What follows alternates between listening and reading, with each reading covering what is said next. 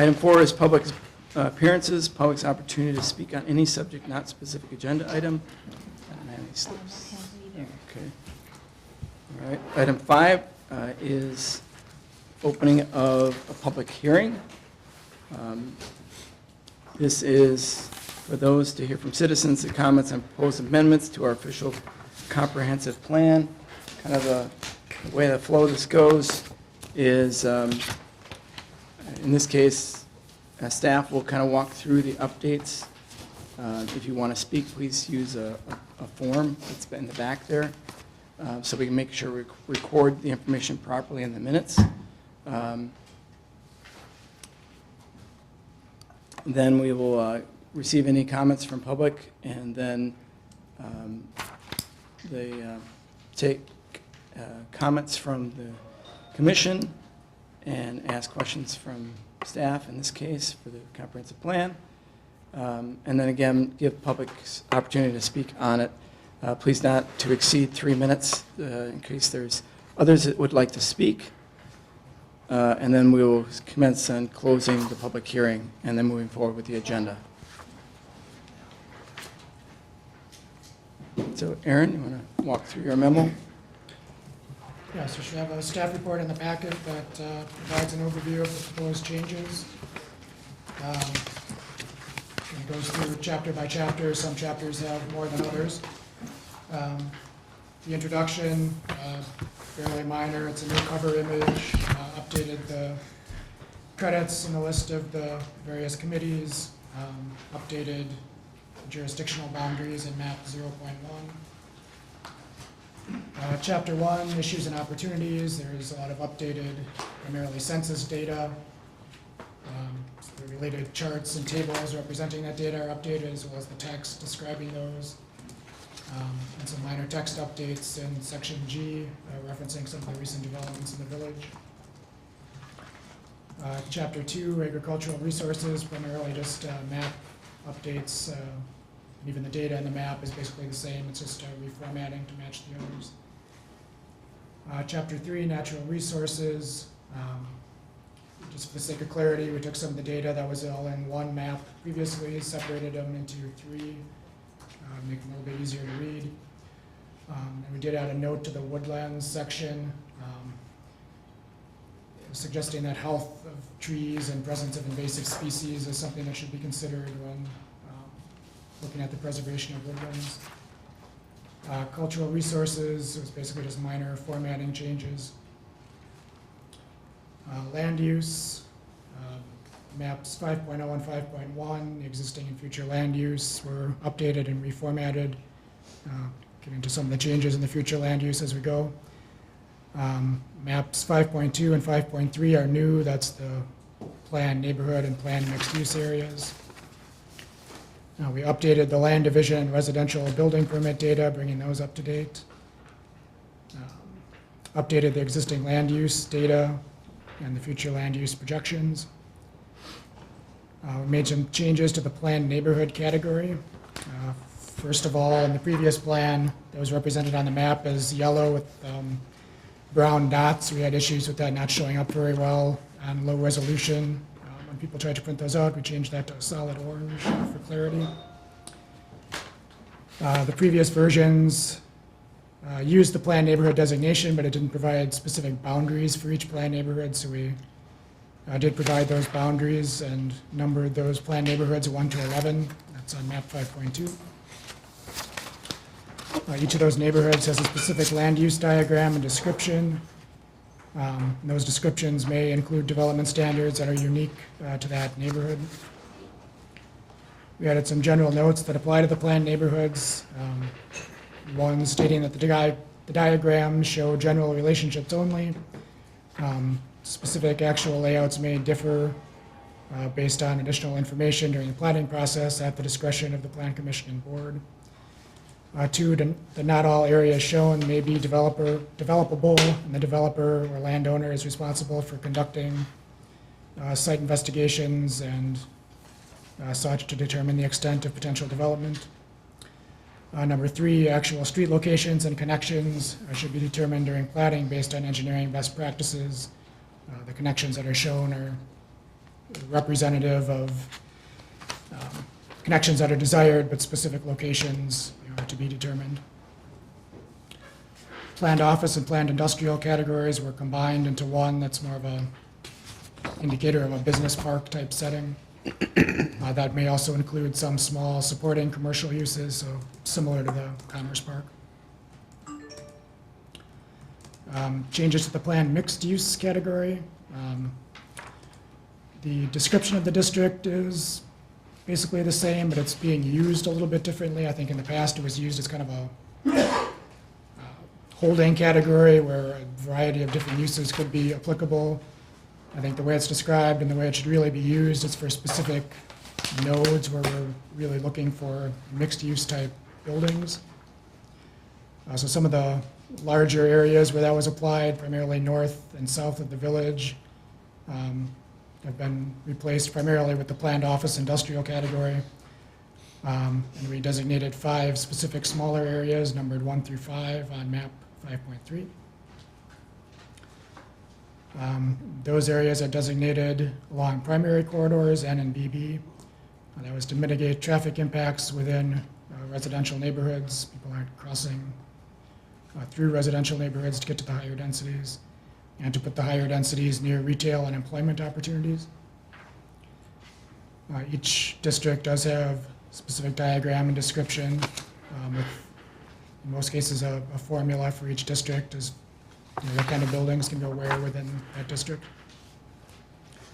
Area 1 was formerly designated as planned neighborhood.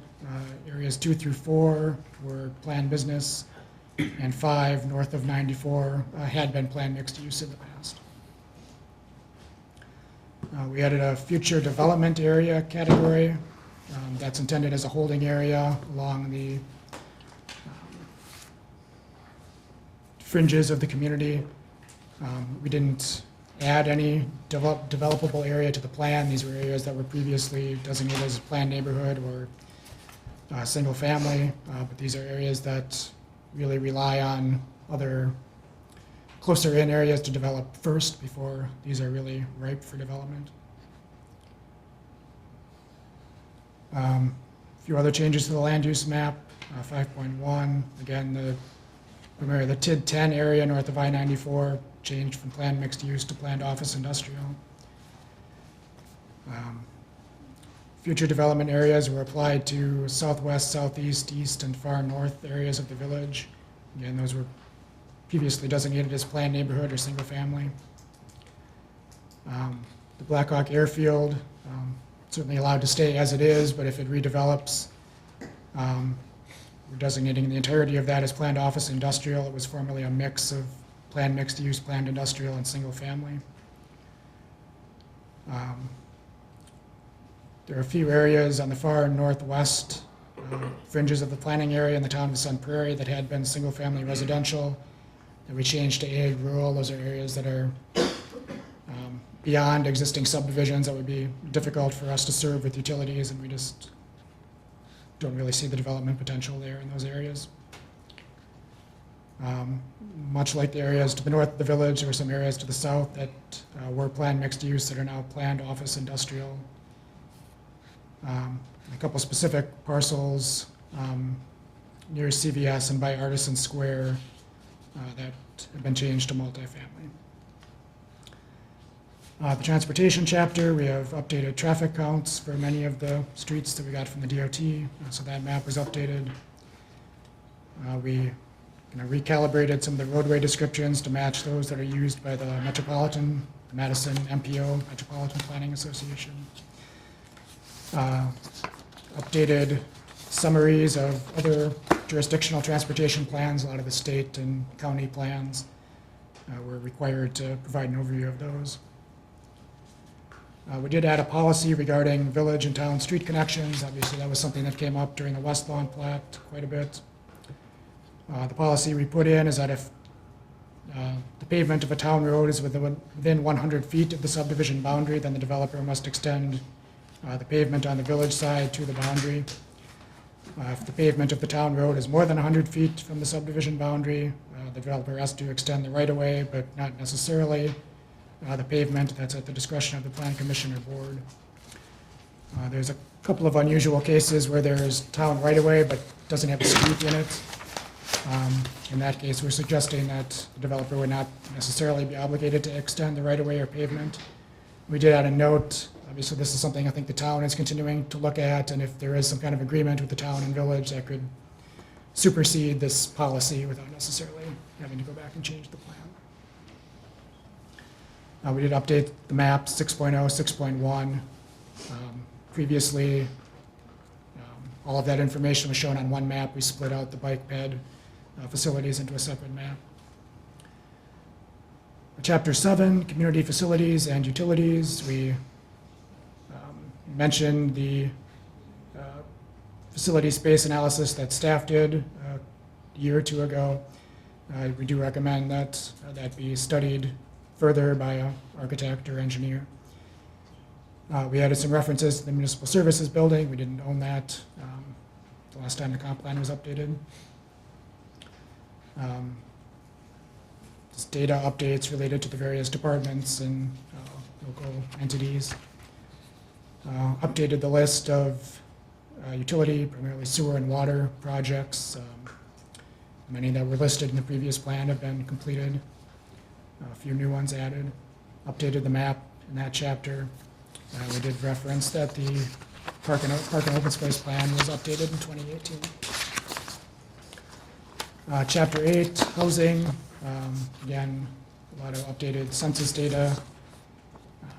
The associated charts and text were updated to reference the new data. We referenced the 2015 and 2019 Dane County Housing Initiative studies, which describe a shortage of affordable housing in Dane County. We modified the goals in that chapter. Previously, there was one goal, which was to provide safe, affordable housing for all residents.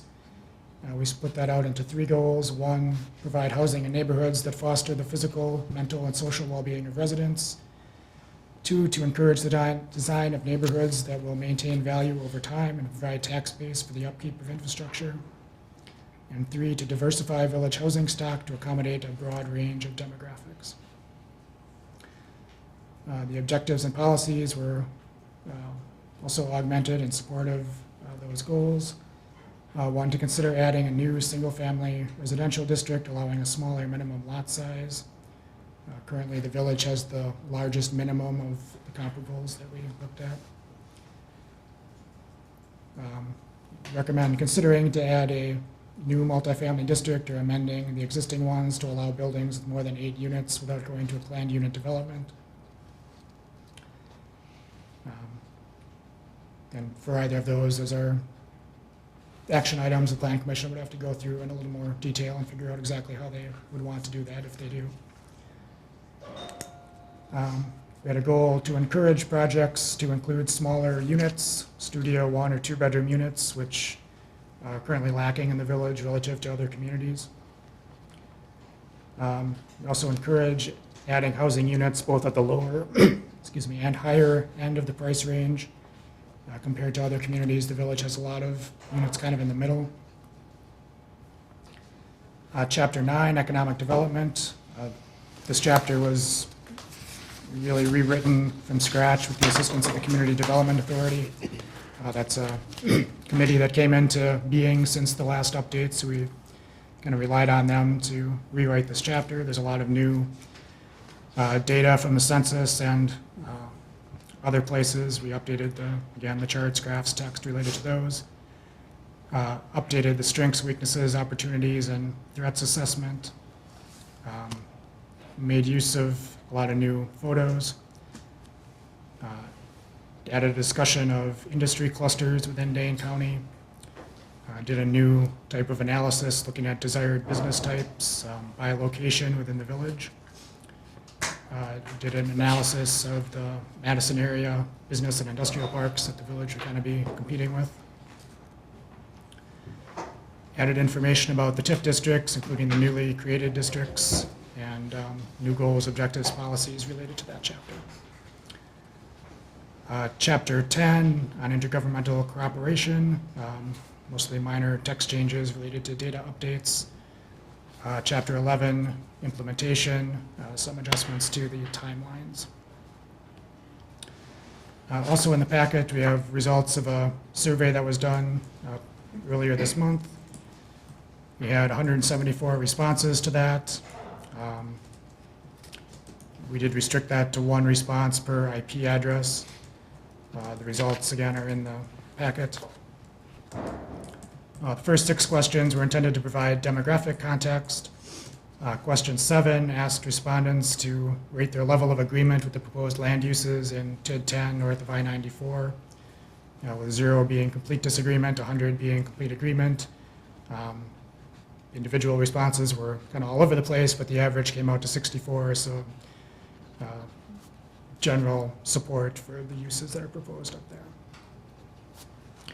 Question 8 looked at each of the 5 mixed-use areas. There's a map showing where each of those were. Asked respondents to rate their level of agreement with the proposed uses, which would be commercial, retail, office, or mixed use with multifamily residential above commercial. In Area 1, which is the Blair property by BB and Bus Road, about 49% were either somewhat or strongly agreed, 33% somewhat or strongly disagreed, and 18% were in the middle. Area 2, which is the Coyle and Coyle South area, 55% agreed, either somewhat or strongly, 29% disagreed, somewhat or strongly, 16% were neutral. Number 3, which is the Hamburg parcel up by Rainbow, 54% agreed to some degree, 31 disagreed, again, either strongly or somewhat, 16 were neutral. Area 4, which is the parcel, part of which is where Craig Frank is looking at his Cottage Grove Commons project. Up there was 58% agreed to some degree, 26% disagreed, 16% neutral. In Area 5 was north of I-94. There was about 57% agreed, 23 disagreed, and 21 neutral. Question 9 put forward 4 different images of potential development types that could occur in those mixed-use areas, just kind of example projects. Image 1 showed a 1-story commercial kind of strip building. About 50% thought that would be appropriate in those districts. Image 2 was a 2-story with commercial below and presumably office or residential above. 76% felt that was appropriate. Image 3 was a 3-story version with ground floor office or retail. That was 57% appropriate. Image 4, which was 3 stories but in a much larger kind of format, there went down to 36%. We did have one other request from a property owner leading up to this area, leading up to this hearing, I should say.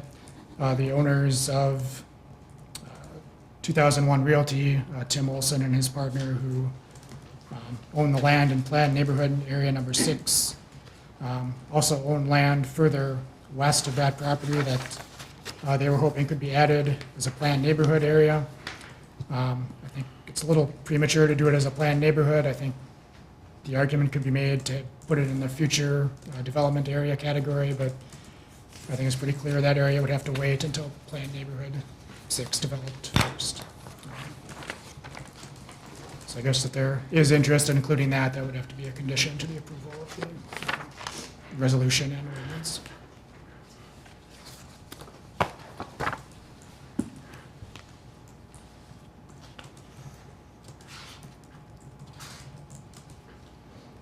If you have any questions?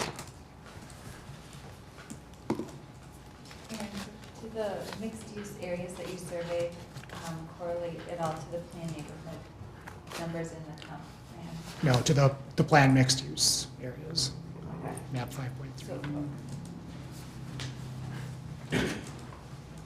So, The recommendation in Chapter 8 is to reduce some minimal lot sizes from currently 10,000. What is the recommended change to reduce down? I think the specifics would have to kind of run through the plan commission and, separate public hearing and all of that. Off the top of my head, I would say something maybe in the 8,000 square foot range would be, a good step. But 10,000 was pretty far and away the largest minimum.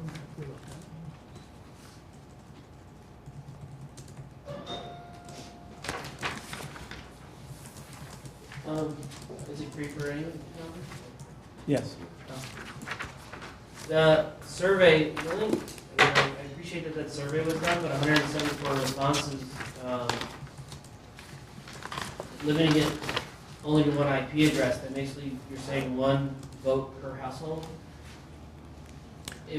And I'm making an assumption, but I guess basically there's, over 4,000 voters. I mean, it's at best 4% of the village. So it's difficult to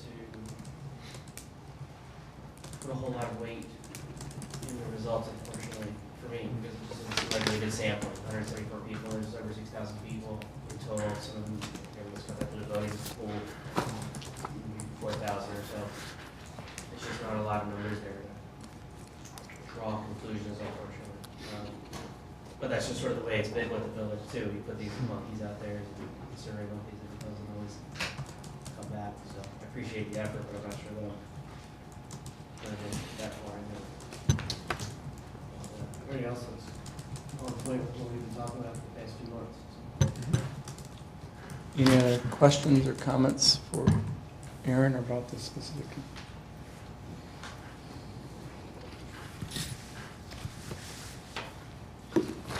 We don't have any public forums, I don't think. So,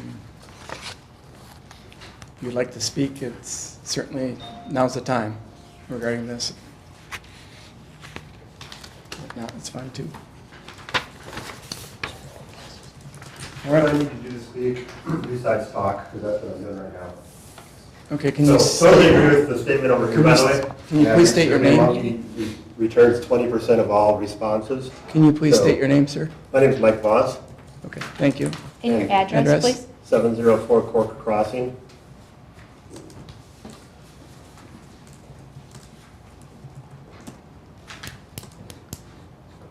You ready for me? Yeah. I just want to make sure you have all of my notes. So specifically, I guess my biggest concern is the low-income housing that's going to go in by CBS essentially.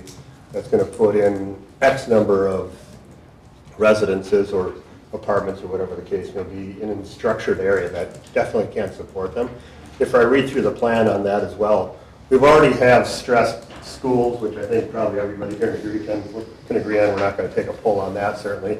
And if we put in low-income housing with the development that can't afford to support the low-income housing, we're going to stress our schools more. We're going to stress other services in the community more than they already are. Statistically as well, there's numbers that say low-income housing does X, Y, or Z for the economy or for crime.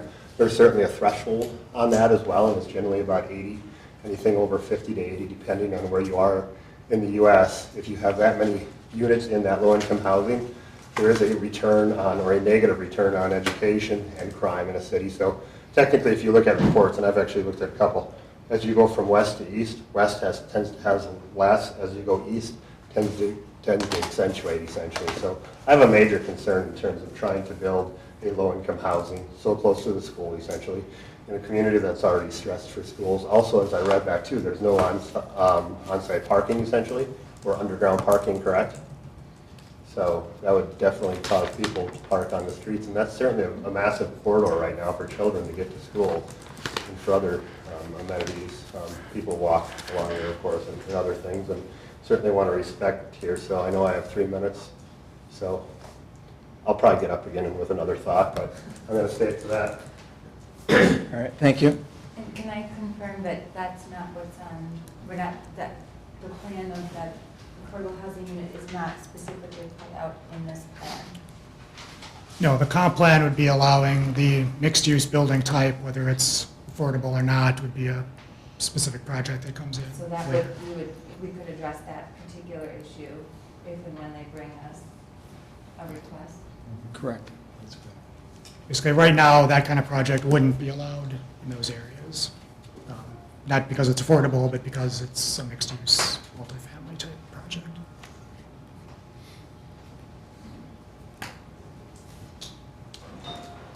All right. If there's no one else who wants to speak, then we will move ahead with closing the public hearing and move on to Plan Commission action, which would be item 6. And this item is discuss and consider recommendation from the Village Board regarding the proposed amendments to official comprehensive plan through adoption of Resolution 2019-11, recommending amendments to the comprehensive plan of the Village of Cottage Grove. So moved. Okay, there's a Second. first and a second. Any further discussion? John, we should have a vote by Plan Commission and then a vote by the village board. The It's two board separate do items. separate things. So I said Plan Commission is first, Great. and then you go down a little bit, and then it's Village Board. Right, well, the plan Action. commission just Same, got a first and a second. although the, We're gonna have to plan on terms. that number's not the same. That's because you have to do it. by Throwing me ordinance. off, They you do know. it by resolution. It's okay. That's why you're at the head of the table. Yeah. Any other comments from the Plan Commission or further discussion? With the first and second, all those in favor then? Aye. Anybody opposed? Anybody abstain? Motion carries. Next item, the Plan Commission will appreciate this, is Motion to adjourn, plan commission. Second. motion second to adjourn the Plan Commission. All those in favor? Aye. Anybody opposed? Motion carries. Thanks, everybody.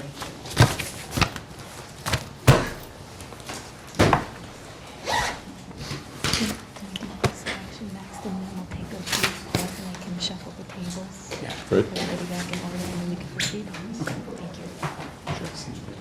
All right, item 8 then is to discuss and consider recommendation from Plan Commission on the official comprehensive plan amendment by adoption of ordinance 08-2019 to adopt the amended comprehensive plan of the Village of Cottage Grove.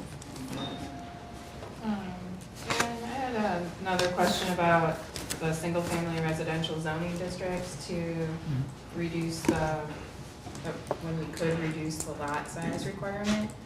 So would that be kind of a blanket that then we could add into any, or how would It that? wouldn't apply to anything existing, because it's already in the district it's in. It would be creating a second district that, we might still have the current SR4 with the minimum 10,000 in a lot of places, and then in some other places where it's deemed appropriate, we could have the newer district with the smaller lot size. So then we would look at the existing residential districts, and from those, we would designate specific areas or? Right now, there's just one single-family district. So then we'd split the one into two, kind of, or? Kind of. We'd keep the one the same and then add a second one. So, depends how you look at it, I guess. I mean, I think that that's a good idea as we continue to sprawl across the countryside, and maybe younger people aren't looking for as large of lots, and there's just a lot of factors that I like that idea. And it sounds like we have the highest square footage requirement surrounding areas. The highest minimum. Yes, Minimum, the yeah, highest minimum, yeah.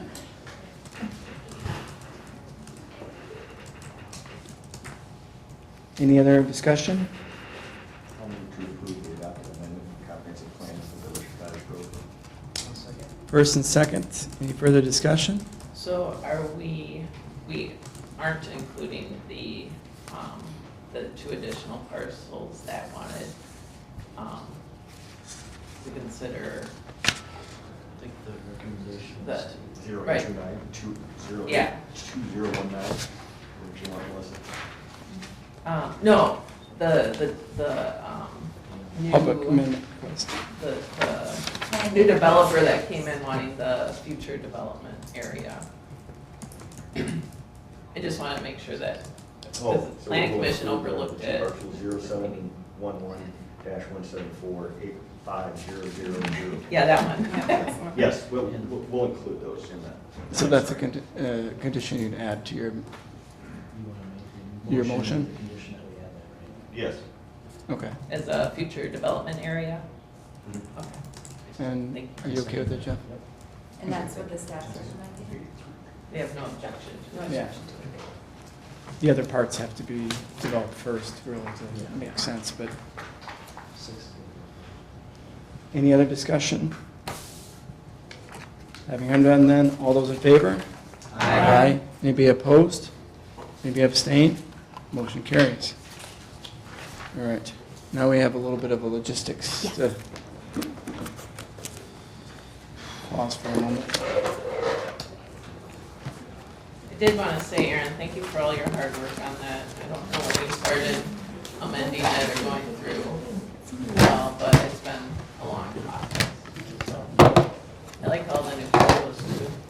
Really neat. And all the graphs are very interesting. I like some census data. It's coming. We won't get data for 2 years. 2 years, yeah, I know, but it's coming. It is, Erin, we'll start. Yeah, good, it's starting over. All right. So we can move folks around and make room for. What's going on up here? Here? To the minutes first. I know, but are they here? Let's see 'em. It's not ours, it's a lady, so I think it's those other two ladies that are sitting in the audience. Okay. All right, item 9 is discuss and consider the minutes from a regular village board meeting from October 7th. Any edits or updates to that? Second. Got a motion and a second to approve the minutes from the 7th. Any further discussion? Having heard none, all those in favor? Aye. Anybody opposed? Anybody abstain? Motion carries. Item 10 is presentation to the board. First from the Colonial Club. This evening, I passed out a draft of an agreement with Colonial Club.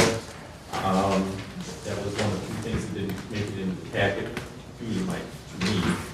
I've spoken with the Colonial Club. This is just intended to be a draft. They are going to be requesting some revisions, and so I thought it might be helpful for you to have the main document in front of you, and we'll be able to hopefully come to an agreement on any amendments and then bring it back for the next board meeting.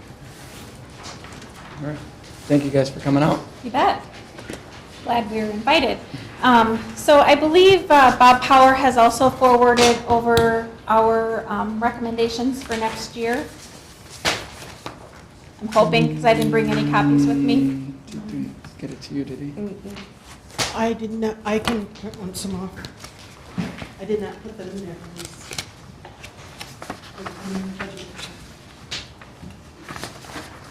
While we're waiting that, you guys can maybe introduce yourselves. Sure. I'm Melody Riedel. I'm the Director of Operations and Services at the Colonial Club. I've been with the Colonial Club now 26 years. I just had my anniversary on Friday, so. And I'm Laura Jennings. I'm the Director of Program Activities and Support Services. I've been with the Colonial Club about 6 years now. Bob Power does send his regrets. He had another conflict tonight, so he does apologize that he wasn't able to be here, but he said he'd get 2 for the price of 1 for us. So, the copies that she's going to produce, typical of what we've given to you guys in the past, it indicates how many different hours and miles and services that we've provided to residents in all of Dane County, and then it does break down what we've done in Cottage Grove as well. 2019 is going to be pretty similar to 2018. Some ups, some downs, some stay the same. We have been seeing an increase with the people who we're serving meals to. A lot of times people are still choosing whether or not they can eat or whether or not they're going to provide heat in their house, especially with the cold weather coming up. And if it's not heat that they're trying to decide on, it's whether or not they're going to purchase their prescriptions or not. So it's a balance act for most of our older adults in any community, including Cottage Grove. And we're just trying to help them balance that out and bring more revenues and more financial help into the picture for them, or at least provide a hot meal for them with minimal or no cost to them. Our meals have increased dramatically over the past few years, not just for Cottage Grove, but that is one of the areas that it's increased. It's kind of across the board. So much so that we're looking to add an additional route in Cottage Grove, which means We would be looking for more volunteers, 5 days out of the week, Monday through Friday. So it's 5 additional volunteers each week for the whole month. That adds up to quite a few people that we're looking to support that route. We are trying to reach out to some of the businesses in Cottage Grove to support that. It's a work in progress. Have you reached out to the chamber? I'm sorry? Have you reached out to the Chamber of Commerce then? I am not sure if we have or not. I don't think they were on our list, but we certainly I can. mean, that way you'll connect to all the businesses, Gotcha. or a lot of the businesses are associated with Certainly. the chamber fairly quickly. And the director is out in the hallway right now. Yeah. Excuse me? The Their chamber? executive director is out in the hallway. Oh, gotcha. All right. Well, we can put that phone call into them and get them some information for that too, and maybe chat with them. So that's kind of what we're working on as far as Cottage Grove is concerned. Our services aren't changing at all for Cottage Grove. We're still going to be out here providing case management, bringing folks into our adult day center, providing those meals, driving our bus out here to pick folks up and bring them into the Colonial Club for lunch or for an activity. Supportive home care. We continue to provide aids in the community to help those folks who might need a little bit more personal care in their own home, whether it's home chore services or bathing assistance, meal prep, that kind of thing. The first page that you have there shows you, this is all based on 2018 data. So it shows you what we've done in 2018 compared to all the other years, and this is total for Dane County. If you move to the second page, that's Cottage Grove specific. While you read through that, I'll just tell you about a little story that we did over the last winter when the polar vortex arrived in our area. We noticed that there was going to be several days that it was going to be super cold outside. Knowing that we were going to probably be closed, the Colonial Club closes on those days when Sun Prairie schools close. We close as well, and we were just anticipating that we were going to be closed for 2 or 3 days in a row, which we were. But that also meant that the folks who were receiving meals weren't going to get any meals. We couldn't get enough food to them in time because it was the weekend. We could only get a meal out to them on Friday, which we did do. But we also came in on Sunday and pulled a whole bunch of food together, shelf-stable food, including some fruit, crackers, tuna, whatever you can think of went into these packages, and we delivered them to them on Sunday, just to make sure that they would have enough food to make it through the cold spell that was happening. Many of them appreciated us doing that. They weren't sure how they were going to get their food because they weren't going to go outside, and they knew they had a limited supply of food in their own homes. So we did that for them. They didn't have to pay for it. It was something that we were able to get a grant in the end for to help cover all of those expenses. So that was just a little story that I wanted to share with you as to how we try to manage when the weather gets bad, or knowing that the folks do need some extra support during those times. If you get all the way down to the next page, I guess, you will see that in 2019, Cottage Grove supported us with $12,000. We are making a request to increase that this year to $16,000 based on the need in the community and the dollars that we're able to use to make those services available for y'all. I think also to talk about the programs that we provide for many of our seniors, this might be the place they come for companionship, socialization. We have several residents of Cottage Grove who come on a very regular basis, and they come and we're able to provide them with activities, stimulation, where otherwise they may, we've had seniors say we sit at home, and they can come to our building. And like I said, we have a wide variety of opportunities for them, including educational, physical activity. For some, they just come and sit by the fireplace and read a book. But at least it's a place they can be safe. and they can have somebody there should they need anything. And as I said, last year we provided, or about 109, we have 109 Village of Cottage Grove residents in our database who participated in 284 different activities during the year. So basically, if you take out weekends, since we're not open on weekends, we have somebody there almost every day from Cottage Grove that are participating in some of our programs. If you look at page 1 and 2 of the agreement for services, that lists the, in 2017, we made a change to the contract where we tried to identify the services more fully. And so, and my understanding is you may be wanting to do some revising of that. So that would be done in the next 2 weeks, but this at least gives you an idea of what in the last contract, the types of services that they were providing. Yeah, I noticed that the numbers didn't, like, they would, in the grant, it says subject to receiving 1,600 noon meals, but in 2018, we did 2,200, so just wanted to make sure it reflects what we're at. That's what we're gonna work out with. This was the first shot at trying to list the services. And so we'll clarify that for the next meeting. I think what we would like to get to is not have specific numbers that you guys always focus on, because one client could pass away, and that's going to be a dramatic drop in the service that we might be able to provide. But give us a couple of months, and a new person would be filling in that spot.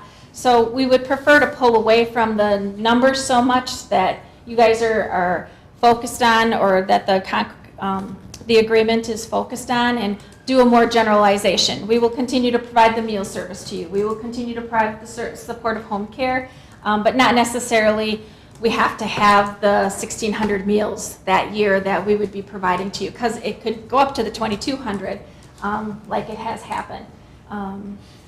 So do you think we could not have those specific numbers in the contract, but still, I like the annual report that Certainly shows us that at least? Would that be Sure. reasonable? We could do it a couple different ways.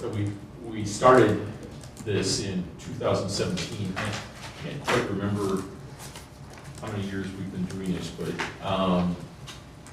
we started to work towards that, and I think you could say, you know, at least X number of miles, or at least X number of meals, or something that gives the board at different times have wanted more specifics as far as some of these levels are concerned, and I think we could certainly reword this. I wanted to ask about the monthly newsletter or any other materials you have, because I know that you do really important work, and as the baby boom generation grows older, there's going to be more people that need services like this. Yep. I was at CVS Pharmacy a couple weeks ago, and there was someone there asking the pharmacist, I've heard there's someone I can talk to about my prescription costs, I'm having a hard time affording them, and the pharmacist actually said, what do you want me to do about it? And I was just heartbroken. So I'm wondering if there's more literature or outreach that, I don't know how we can work together to do that, to make sure we're matching seniors with services you provide. Yeah. So we do provide a newsletter. We do bring our newsletter to Cottage Grove in several locations around the area. We have about 100 copies that make it out here. We can certainly increase that. We would just need to be able to reach out to other businesses, again, in Cottage Grove, to see if they would be willing to house our newsletters there. Our newsletters are also online. I know that's not the most convenient for most of our older adults because they don't have the computer capabilities to be able to do that, but it is online. So families at least could maybe look that up for them. Medicare Part D season is rolling around here, and our case manager usually comes out and spends at least a day, if not 2 or 3 days, out here working with the clients in Cottage Grove just to make sure that they are able to get that prescription drug coverage that they need. And I think that's an excellent idea, is the pharmacies. We do provide the newsletter to about 8 different places, but the pharmacies are not one of them. So I can take that back tomorrow and see if we can add them, because that is where a lot of older people are going to be going And definitely, we could help them with some of those questions they have about medication and services that are available. Yeah, that would be great, or even a flyer, it doesn't have to be monthly, just Yeah. to have a stock of it. I did bring some of our annual reports. I don't think I have enough, but I'm happy to leave those, and you can certainly take a look at that too. For the case management, is that provided at Colonial Club or is that in-home? Both. Both. Gail Brooks, she is one of our case managers. She spends a day, I know, over at Taylor Ridge periodically. We're just getting a new case manager brought on board. She's been with us, I think, 3 months now, and is doing a bang-up job already. But it's just going to take us some time to be able to spread our feelers back out there again, because we were short that one case manager for about 6 months. So, but yeah, both home and at the Colonial Club. And what does a case manager do? The case manager can come into the home and help with those prescription drug coverages, help with different financial programs that might be available within the county or state. If they need food, they can get them hooked up with the local food pantries or food assistance. I can't think of what it's called off the top of my head. There's commodities that they can be hooked up so they can have extra food coming into their home. That's done once a month. Home delivered meals. Home delivered meals, supportive home care, any of the other resources. The goal is to be able to keep them in their homes for as long as possible, come alongside of them, and just kind of guide them down the path that they choose to do. Sometimes they make good choices, sometimes they make poor choices, but that's not up to the case manager. They're really there just to provide them with the options open to them. And sometimes, like with the delivered meals, sometimes that's the only person that the Exactly. senior sees that day. Yep. It also can be a safety check too. Yep. On a rare occasion, somebody doesn't answer their door, so then we will check on them. Yep.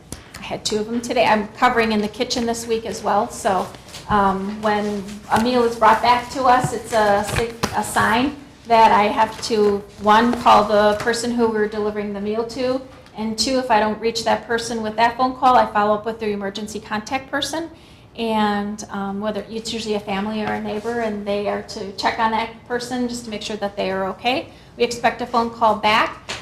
Sometimes it's a good phone call. Most of the time it's a good phone call, but every once in a while they're like, oh my goodness, thank you for calling me. My mom fell, and I didn't even know that she didn't get to the door. So our phone call is alerting them that they need to go check on their loved one, their family member, to make sure they're okay. No, at the end of the day, I sent copy of this draft, so if you could mark this up with your suggestions, and then we can talk about what we bring back to the board. And the board members, if any of you have any specifics that you see in here that you'd like to see changed or you have questions about, please let me know and I'll get those. Yeah, so we did do kind of a mock-up draft. It's not the final version. I did that without Bob in the building this afternoon by phone call. I said, you want to do this, you want to do that? So a couple of things that, like I had alluded to before about taking out some of the hours, and we can certainly talk about the minimum number, or at least so many hours, but number 4, it's highlighted in yellow as you go along. Last time we had so many hours of supportive home care that we were going to provide. That's kind of a fluctuating number, so I just put the hours in there. Offer weekly variety of activities. Laura does a really good job of offering different programs and educational opportunities, entertainment things, so that's what the weekly activities is. On the second page, provide 100 copies of the monthly newsletter. I might have accidentally put my extra papers in that Yeah, pile. you did. I'm like, uh-oh, my notes are missing. I think before it had like 50 copies, and we can increase that to more copies as you guys see fit. I think these were unrelated. If you move down to number 9, we neglected to include our adult day center in the previous agreements that we had with you. We would like to add that in there as well, because that is a service that is being provided to the residents of Cottage Grove. So. Any idea why the drop from am I reading that right? In number 9, 1,300 hours were provided in 2018, a drop of 48%? It's probably one resident that we were providing services for, and they either moved to a more strict environment for them or a more needed environment. They might have passed away. Sure. Yeah. So one resident can have that Yeah. great of an Yeah. impact. Yep. Well, if they're coming 6 hours a day to the Colonial Club 5 days of the week, that's 30 hours right there per week, so over a year's time. Yeah. That's why it's hard to base everything on numbers when we're working with people. It just doesn't work that way. You know, if they need more help, they need more help, and they need to do what's best for them. So. Well, as long as the board is comfortable with trying to get away from hard numbers and make it a little more flexible, we can certainly draft that. But if that's your desire. That's fine. Is there a reason why you only go to Taylor Ridge Senior Living? Nope. For case management? We have worked with the manager at Taylor Ridge. That's just kind of where it all started. That was the first one in Cottage Grove. We go to Glenwood. We just don't have office hours per se at Glenwood. They've been set up at Taylor Ridge, but it's not saying that we can't go to Glenwood. Or, Astor. thank you. Astor, Yes. Yep. So it's not, I mean, you just go where the need is. If Right. somebody's living there that wants your services, you go there regardless of where they live. Yeah. Plus, we have really good working relationships with, like Melly said, the manager at Taylor Ridge, with Astor. Several businesses in Cottage Grove have been very good to work with and supportive of our services too. So they're very comfortable calling us when they need something. Yeah, we used to go to the bank on the corner. I'm not sure what it's called any Wisconsin longer. Bank and Trust. Yeah. And Gail kind of sets up shop for the day. She brings in her laptop. She brings in she can hook up to their printer and help with the Medicare Part D. That's the prescription drug coverage plan that's coming due. I think it's December 7th is the deadline for that. And she makes appointments with them, and she meets them in Cottage Grove rather than them coming all the way to Sun Prairie. She'll just meet them right there and get that all taken care of. And success stories with prescription Part D. She can save anywhere from $50 all the way up to thousands of dollars by just switching their prescription plan. So it kind of all happens all at one time. She is super busy for the next 3 months, but it's so important that those people revisit all of that. So, any other questions? You have directions, Lee? Yes. Terrific. Thank you very much. Thank you. All right, then we'll move on to a presentation from Monona Bank on banking services. All right. You're going to grab them? Yep. Thank you.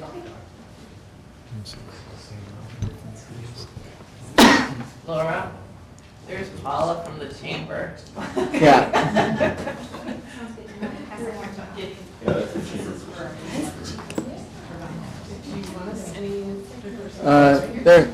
That's good.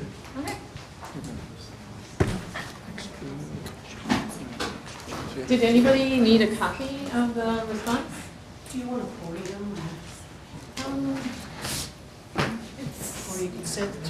I can stand, and Laura, why don't you sit up here and I'll stand. We can.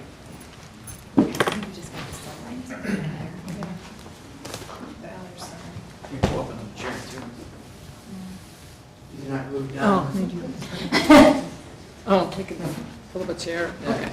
If you like, prefer to stand, it's fine. I can probably just stand.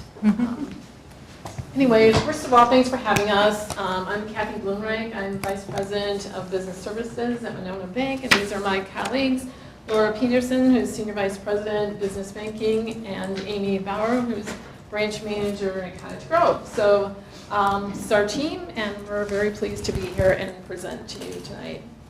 If anyone, again, needs a copy of the response, I have some copies. Okay. Thanks.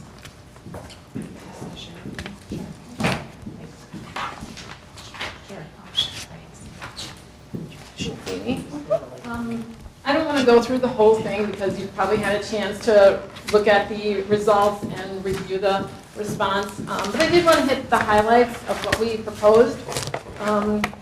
We are very confident that our proposal can actually meet and exceed all of the criteria that you listed in your RFP. Our bank is financially strong, and we're in the community. We have a full suite of business banking products that will serve the needs and actually really help you to take the village to the next level. I know that you're interested in increasing the technology. We are very technology savvy, and we want to educate you and help you to achieve your efficiency goals. So I really feel strongly that our proposal addresses all of those things. One of the things that really sets us apart, I believe, is that we have an entire team of business services specialists at Monona Bank. I head up the team, and then we have an assistant vice president who does sales, and then we have 4 specialists who are experts in operations, technology, and all of the products and services that we offer. If you look on page 68 of the handout, I have a photo and a reference to the specialists that we have. And I just want to assure you that between all of them, they have a combined 50 years of banking experience, either banking, treasury management, all of the above. What they really bring to the table to help us when we onboard clients and when we serve clients in an ongoing basis is that they're available by phone. They work in an area all together at our Bridge Road office. They answer emails, and they also go out and visit our clients to train on products, services, any questions. They'll walk you through it, they'll help get set up. And I think that really differentiates us from maybe other financial institutions that might not have a team of experts, or the place that you would call would not be local. So we're very mobile, and we're only like 15 minutes down the road. So that's one of the things that I really wanted to stress that sets us apart from maybe some of the other banks that you're looking at. Some of the areas that you wanted us to specifically address this evening were services that we could provide during the banking transition. So again, I would emphasize our business services team. Laura would be the lead in our relationship, and I would be assisting, and of course Amy would be at the branch for any branch services. But then our team of experts would work very closely with the appropriate people at the village to set out the timeline, set out what products and services you actually are going to want to implement as we go forward. And then we would look at your implementation date, as we did in the proposal, and work through those dates to make sure that we could meet the needs and the deadline that we established together. So that's how we would work together on that implementation and how it could run really smoothly. What services do we offer that could help the village in creating effectiveness and enhancing the whole financial department and create efficiency? Well, we have several. One of which would be remote deposit capture. That would help save trips to the bank. Of course, I think we can look in your booklet to see how remote deposit works. It's quite simple. It does not address cash, but we're very close. Amy's team at the branch would be able to help you over the counter with cash. And also there's the night drop available, which is available 24/7. The branch hours are 7:30 to 6 at the drive-through. So pretty lengthy hours to make cash deposits. So those would be on the deposit side. Then we also have the ICS transfer. The ICS is explained in the response to the proposal. It is a way to, stands for Insured Cash Sweep, and it's a way for the village to have FDIC insurance on their larger deposits. What the sweep does is it automatically sweeps funds from your working account, your operating account, that are not needed on a day-to-day basis to cover the service charges in the account, and sweeps it overnight into the interest-bearing insured account. So that automated process really eliminates the need to like balance that cash every day and see where you're at and decide how much should be put aside to earn interest. So not only does it automate the process, but it maximizes the interest that could be earned. The other thing that might differentiate that automated sweep from putting money in being collateralized, for instance, is that you don't need to track the collateral to value it on a daily basis.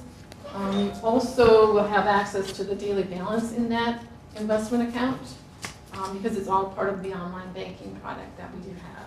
So it makes things efficient, easy to read, easy to create reports, easy to manage.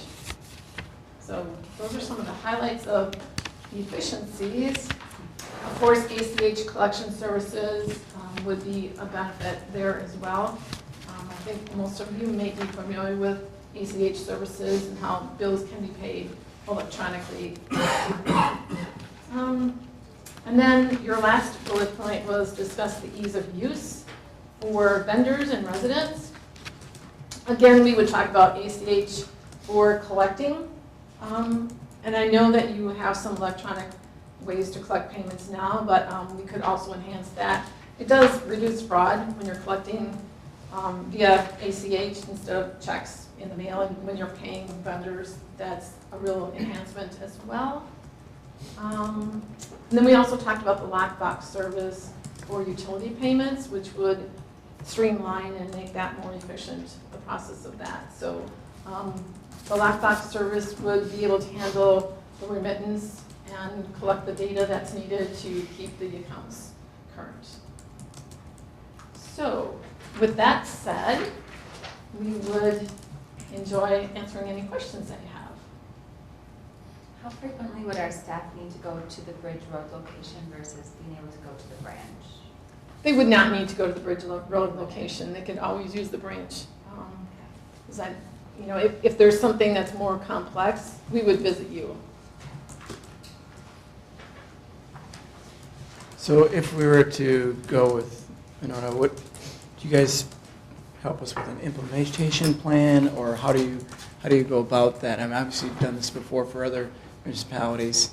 I'm just curious. And then the other part of that question would be, generally, how long does it take to make that transition from bank A to new bank? So yes, it is a big project. Yep. You know that.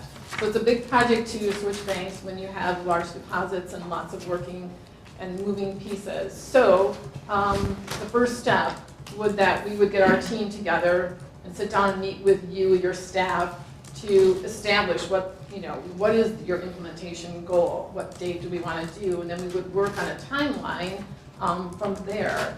We would assign, you'd select the products we're going to implement, then we would work through a timeline, because there are certain responsibilities that the bank has in that timeline, and there are certain responsibilities that the municipality would have in that timeline. So we would work on that all together and create a chart. We have an actual chart that we use in business services, an Excel spreadsheet that talks about, what is it that we're accomplishing, and then whose responsibility it is, and what date is it done. Just a very simple spreadsheet. But we would work closely with you so that you know that you can meet the expectations to get to that end goal. So and we would work very closely with you, visits on site, and emails and phone calls and everything that we would need to get that accomplished. And then the second part of that? The second part was generally how long does it take to make Generally, that how long does it take? transition? Well, that can be flexible because, to be honest with you, we would go pretty much all hands on deck if you wanted it to get done in 6 weeks. 6 weeks would be, 3 months is probably what's typically done. I know that you had originally talked about a November 15th date. So don't know if that's still on your agenda. That would be a little bit too tight, November 15th, since we're already nearly the end of October. I don't know that you would be able to accomplish everything that you wanted to set up in that time. But I would say 6 to 8 weeks, 3 months might be more relaxed, but we can get it done sooner. Okay. So definitely by the end of the year. We can definitely do it by the end of the year. I have a question. I'm probably not going to ask it right because I'm not a finance person. But so one of the things that I'm looking at is the interest rate and the monthly credit bottom line that we would have. So how stable would you say those interest rates are that you gave us in your? The LGIP interest rate, which for those of you that might not be familiar, the local government investment pool rate is set by the state. It's for the investments that the state has, and it does fluctuate. And it fluctuates depending on the interest rate on those securities that are within that pool of securities. So it's generally short-term.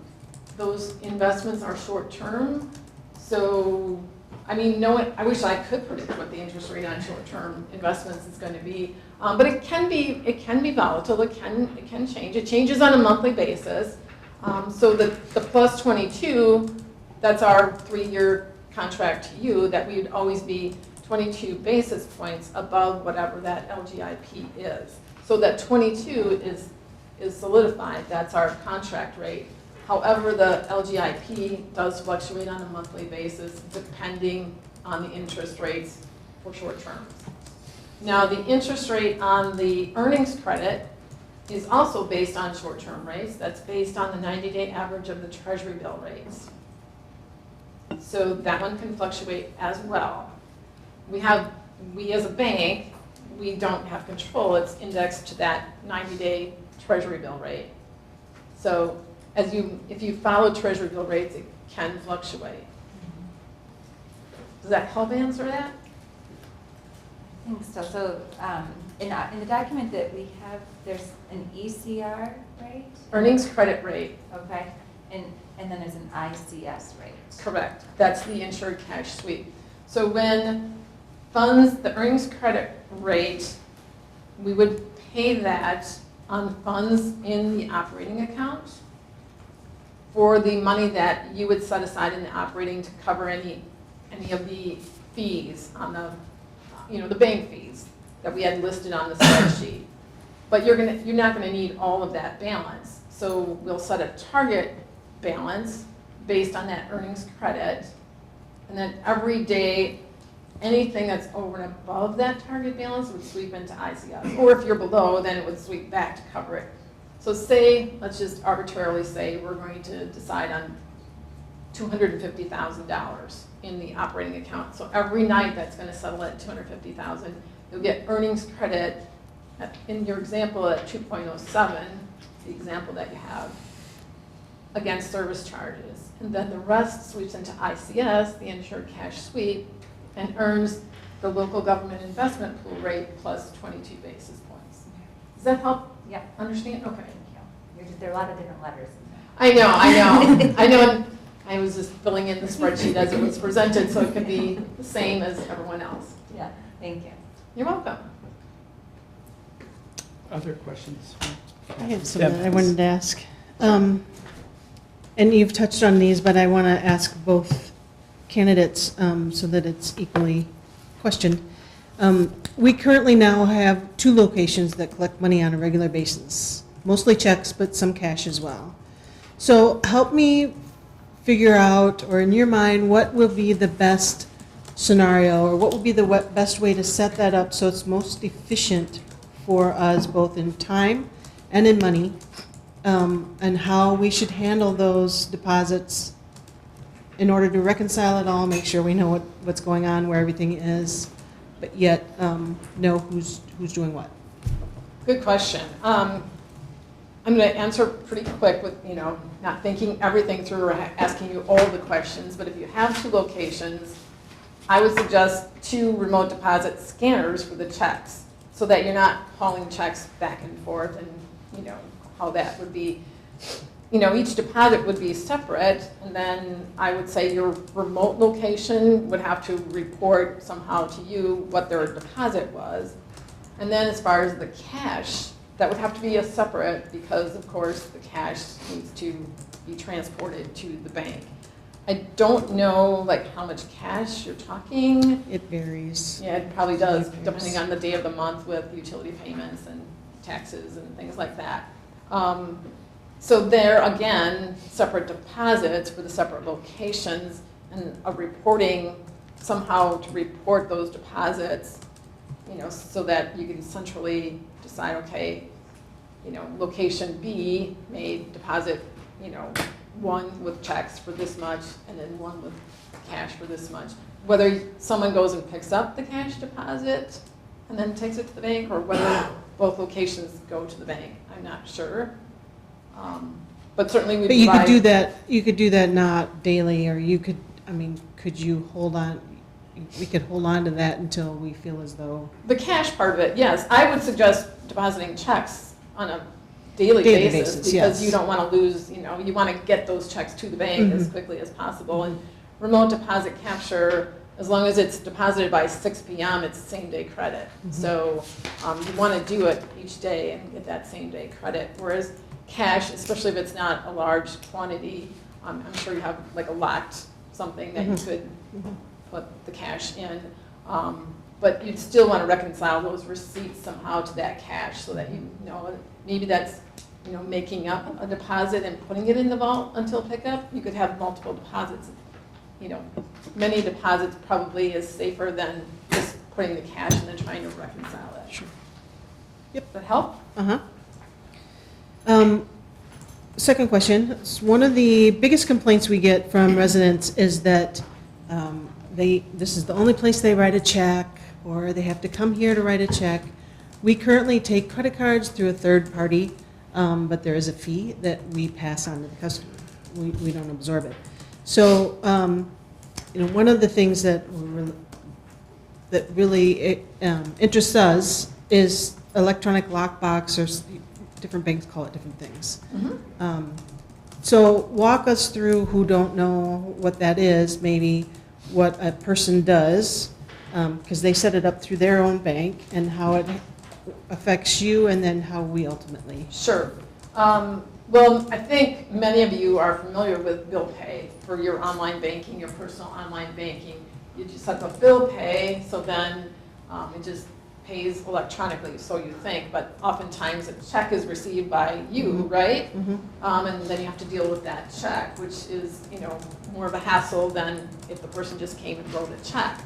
So what you're referring to is a lockbox or a bill pay aggregator. There's a couple different names for it, and that takes all of those checks from whatever bill pay service your client is using, whether it's a national bank, a local bank, a credit union, and it figures out what to do with all those checks and gets all the information off the check, account number of the person who's paying it, and electronically reads that and deciphers the information and gives you a deposit with the listing of all of and you get to go online and see who made their deposit. Does that help? It's a pretty basic explanation of it. Now, with our general ledger system and the third party that we use, that automatically speaks to our GL, so any utility payments that we may get through credit card or check through PSN automatically credits their utility account. Is that a capability that you would have as well? Yes, we would through the lockbox service. Okay. As long as they put their account number on the check. It's true. Yeah. Or if a lockbox service can handle a remittance stub as well. Okay. It could take, depending on how you wanted to set it up. So if they're including the stub with their check for the utility payment, it could read off of the stub. Okay. It just depends on how we would, there's a lot of options to set up. Does that help? Yep. And then my third one, John already asked, and actually you pretty much answered all the way, but I just want to really solidify the fact that this is a huge project. It's a huge project for the village, especially for a staff that's very thin right now. And getting it done in the next 3 months or by the end of the year when we have budgets and tax season and then turn around and have audit in January may be difficult, may be very difficult. So what, in my mind, it would be nice to try and do this in stages. And I don't know if that's an option or available. You're probably wondering what I mean by stages, and I don't really know. Okay. Maybe Well- it's by service or whatever makes sense, a phased approach in the services, depending on the suite that we end up choosing. This one makes sense for the next 6 weeks, this one makes sense for, 3 weeks after that, this one makes sense a month after that. And then you can, as you say, phased approach and chunk things out Yeah. on our end. I don't know if that's an option or if it even is logical for. Oh, it's an option, definitely it's an option.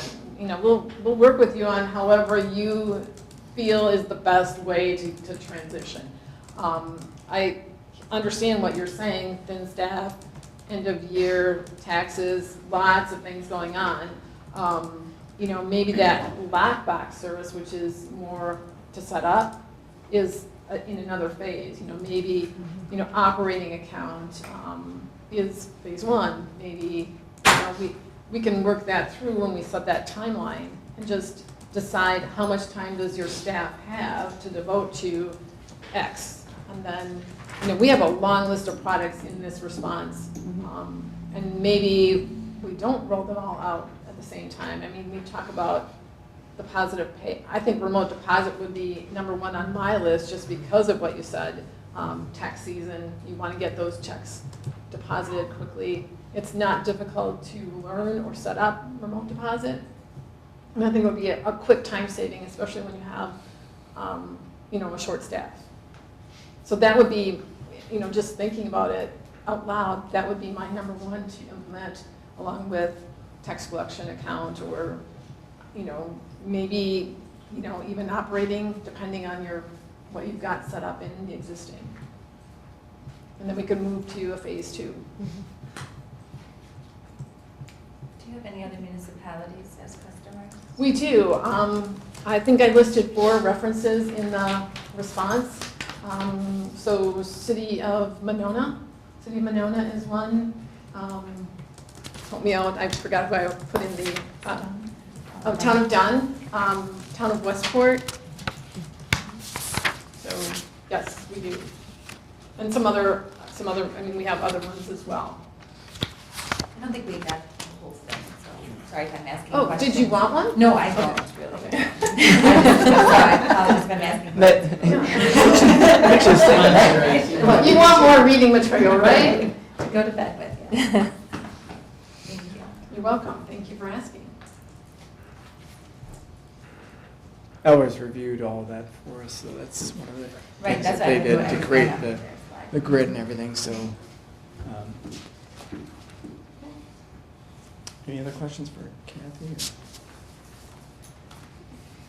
And again, the response has all of our names and our contacts, so if there's something that you think of after that you wanted to ask, well, I know that you're gonna talk about it tonight, so maybe, I don't know, you could call us maybe, but.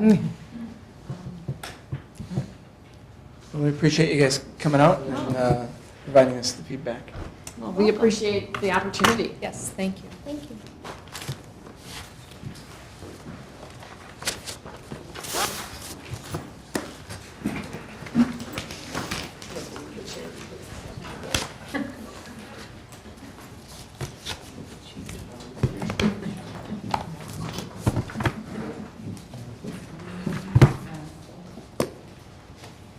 All right, and then next up, we then have a presentation from the Bank of Sun Prairie on banking services.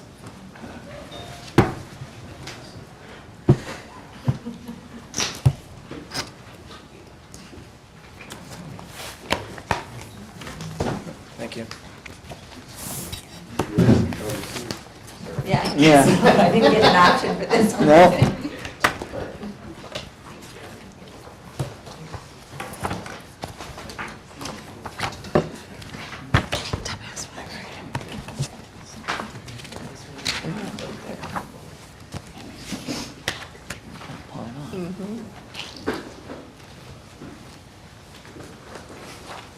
Hello, everyone. My name is Joe Shook. I'm a Vice President of Business Solutions at Bank of Sun Prairie.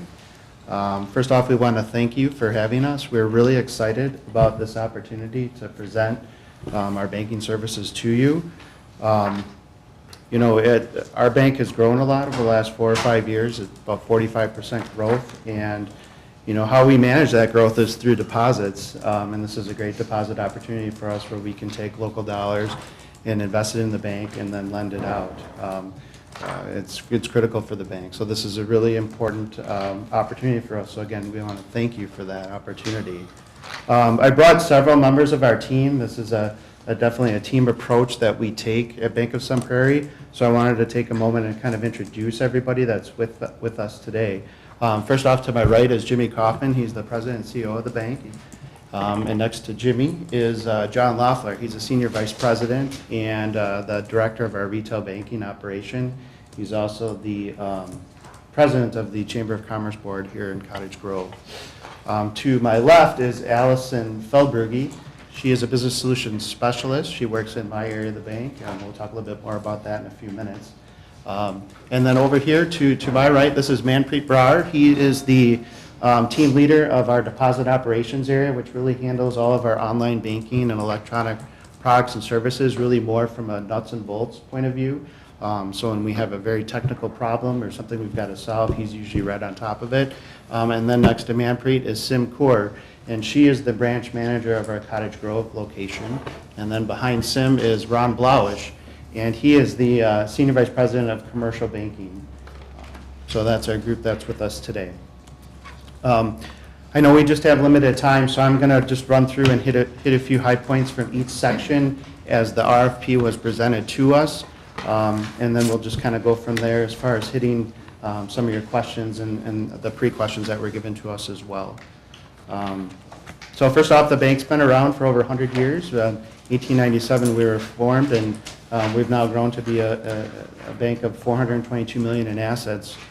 We're considered a very well-capitalized bank, and we've been 5-star rated by Bauer Financial, which is a bank rating agency, for the better part of the last, I think, 4 years consistently, quarter over quarter. We're heavily involved in the Cottage Grove community and as well as the Sun Prairie community, as you might imagine. We'll talk a little bit more about our involvement in the community at the end of this presentation. As far as the requirements that were asked in the RFP, we've been gone through that thoroughly, and we're confident that we can really meet all requirements and questions that were asked of us. We have extensive experience, as you probably saw by some of our references and testimonial letters from our clients, that we've worked with many municipals and have some very long-standing and strong relationships with those municipalities. The other requirement that was really important is being able to collateralize deposits, and we can definitely do that with no problem. In section 1 asked about the financial institution and a staff profile. So the business solutions department is me and Allison. And what we do is we're tasked with managing our largest commercial depositors. Those can be obviously for-profit businesses, nonprofits. We bank a lot of churches and schools, and then of course the municipals as well. We do all of the customer servicing on the front end. So if you went to Bank of Sun Prairie and we were your bank and you said, well, who are your bankers? It would be basically a team approach of Allison and myself. So if there's ever a question or a problem or a meeting that needs to be had, you're going to come to us first. We really want to eliminate, well, I'm just going to call the branch and whoever answers the phone is going to help me. I mean, that works sometimes, but we really want everything to flow through us so that we know exactly what's going on with your relationship. From there, our experience, just so you know, is about 38 years in banking between the two of us. As far as the transition, we'll talk about that a little bit more at the end, but that's a very hands-on thing that both Alice and I will do, and we probably would involve Manpreet as well with some of the technical things. Then obviously the rest of the team is, the Cottage Grove branch that we've had here for over 20 years. They will be also a point of contact that you can have. And then we have our full hours there, Monday through Friday as well as Saturdays as well. Section 2 talks about deposit processing and disbursements and account reconciliation. A few things just wanted to touch on there. As we look at the request for the proposal, it looks like you're looking to want to modernize your banking a bit, and we can definitely help you with that. We have really all of the products and services that you would expect from any commercial bank that's out there today, a modern, product and service experience. The first one is what we call express deposit, kind of the regular jargon for it is remote deposit capture. We highly recommended that in our proposal, potentially offering you multiple machines for both of your locations where you can scan checks in and get them in quickly and daily.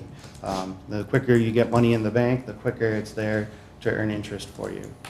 Some of the other things that we touched on there is a bonded courier is available through our bank through a third party. I know there's some discussion about cash and things like that, and we talked about that, and we can talk a little bit more about that here towards the end. I know that you also mentioned that you don't use Positive Pay, which is a fraud prevention tool, but it also provides some pretty robust account reconciliation information. We offer that. We're recommending it to all of our commercial clients. We see fraud, almost daily, it seems now. It's almost the number one thing that we talk about with our customers. It's not the rate, or it's not necessarily, the newest product. It's preventing fraud, both from ACH debits, check washing, potential wire originated fraud. So there's a lot of it out there, and Positive Pay is one way that you can help protect it, and we discussed that in there as well. Check truncation and image statements. I know that it's important for municipalities to be able to go back and look for things. We offer a bunch of different options for that so that you can get records from a year, 2, 3 years in the past. You have 500 days to go back and look at things in online banking. So I know that's really helpful. You also asked about commercial credit cards or a purchasing card. I'm not clear if you're using that or not, but with Bank of Sun Prairie, which is really unique for a community bank, is that we own our credit card portfolio. So we do most of it in-house, other than really print the card. If you have a problem or a question, or we got to get new cards ordered, you have new employees, things like that, you come to us and we handle it all. I've worked at a couple other banks in my career. I've had situations where we had used a third party, and I could just tell you that this really cuts out the middleman and makes it really easy for credit cards. The last thing from that section is Lockbox. There is a Lockbox offering that we have. We have other customers using it. There wasn't really too much talked about in the proposal or the RFP, so I'm not going to get into it, but we do have that option available as well, and that would be for utility payments, most notably, where we could put a package together and process payments if it ever came to that. And I know that we're not quite there here, but I want you to be aware of that. Section 4 is the ACH and wire transfer section. Just a couple high points from that.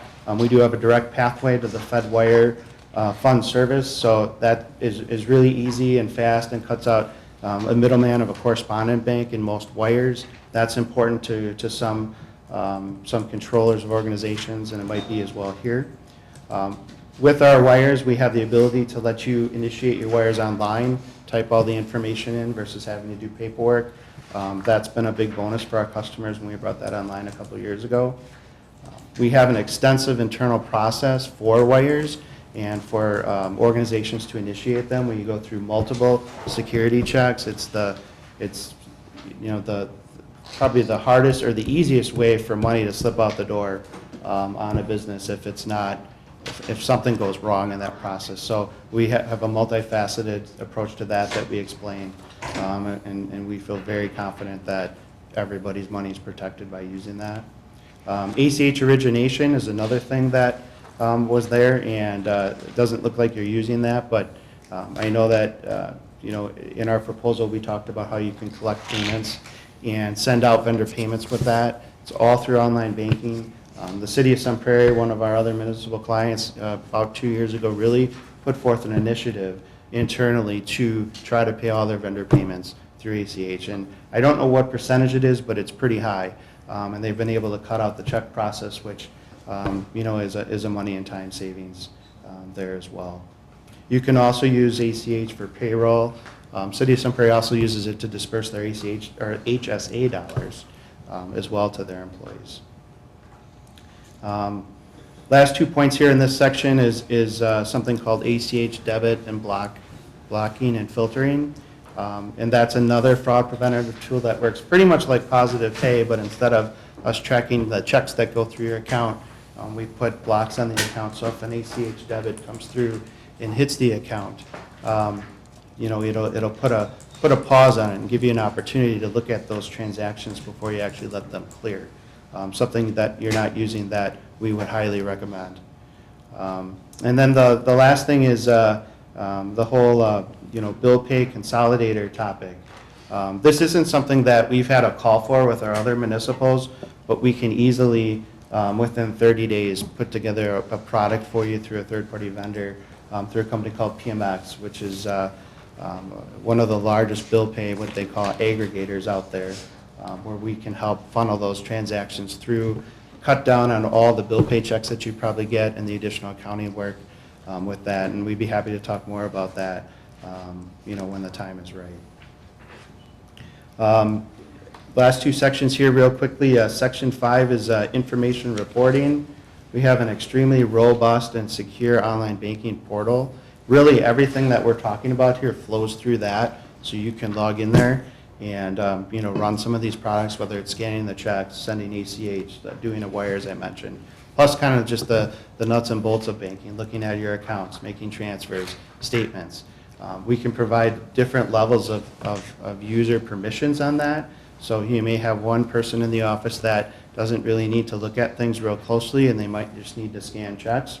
Well, they can just scan checks, and they might not even be able to look at the accounts. Might have somebody else that needs full access to do whatever, and then we can taper that down in between as well. It's extremely customizable by account, by product, by service. So that's something that has been something that we talk about a lot with our customers, and our other customers like having that flexibility to drill that down. Also with our online banking, for some of those other products, we have enhanced security tokens, which can be used on a phone app or an actual token, where when they log in, you have a unique number that is your password every time, and that really helps prevent any sort of like key logging or stealing of passwords and things like that. Most of our clients are on that now, and we feel it's very important to keep our customers secure, and so we've got that option as well. Section 6 and 7, I'm just going to kind of combine here real quick. This is what I would say the last section, and it was collected balances and pricing for the products and services. So, our offer to the Village of Cottage Grove is essentially on the checking account side, which is the operating account for the organization, or for the municipality, I should say. We have that on a permanent fee waiver. So what that means is, we're not going to assess any fees for, monthly to have the account, for every check that clears. We're just not going to have a charge for that. In turn, we're not going to have an earnings credit rate either, because there really is no reason for that, because what an earnings credit does is it offsets your fee. So the account is kind of simple. You put the money in, you take it out, there's really no fees for the account directly whatsoever. Also, all of the other products that we talked about, whether it's ACH or giving you 1 or 2 scanners, Positive Pay, typically there are some fees for that stuff. We're not going to have a fee for any of that either. Then the kind of the other phase of your account structure is the savings side. So what was kind of presented to us was, average balances of $4.5 million, and how would that work? So, you're going to have your checking account, and then you have something over on the other side for the savings. And there's a few different options for that. There's the Insured Cash Sweep, which is ICS, which I think you've heard about already tonight, is a product that takes money out of our bank and puts it into a network.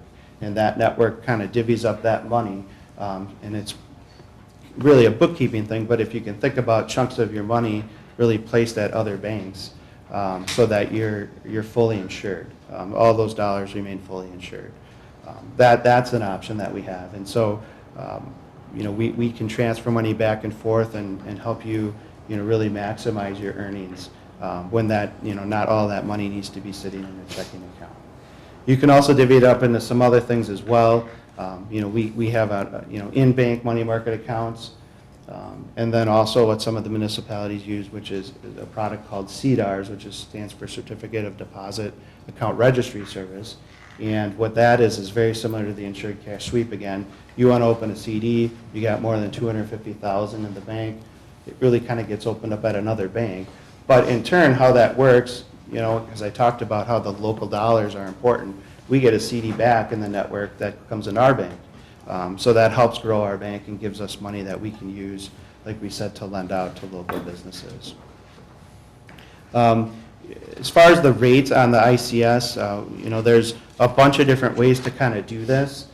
We described it in that section, how we've been doing it with our other municipal customers. And we do index it kind of mildly to the LGIP rate, the local government investment pool, which is a monthly rate that gets published by the state. It's a variable rate, can change every month. What we try to do is, you know, index that and try to stay within about 85 to 90% of that rate.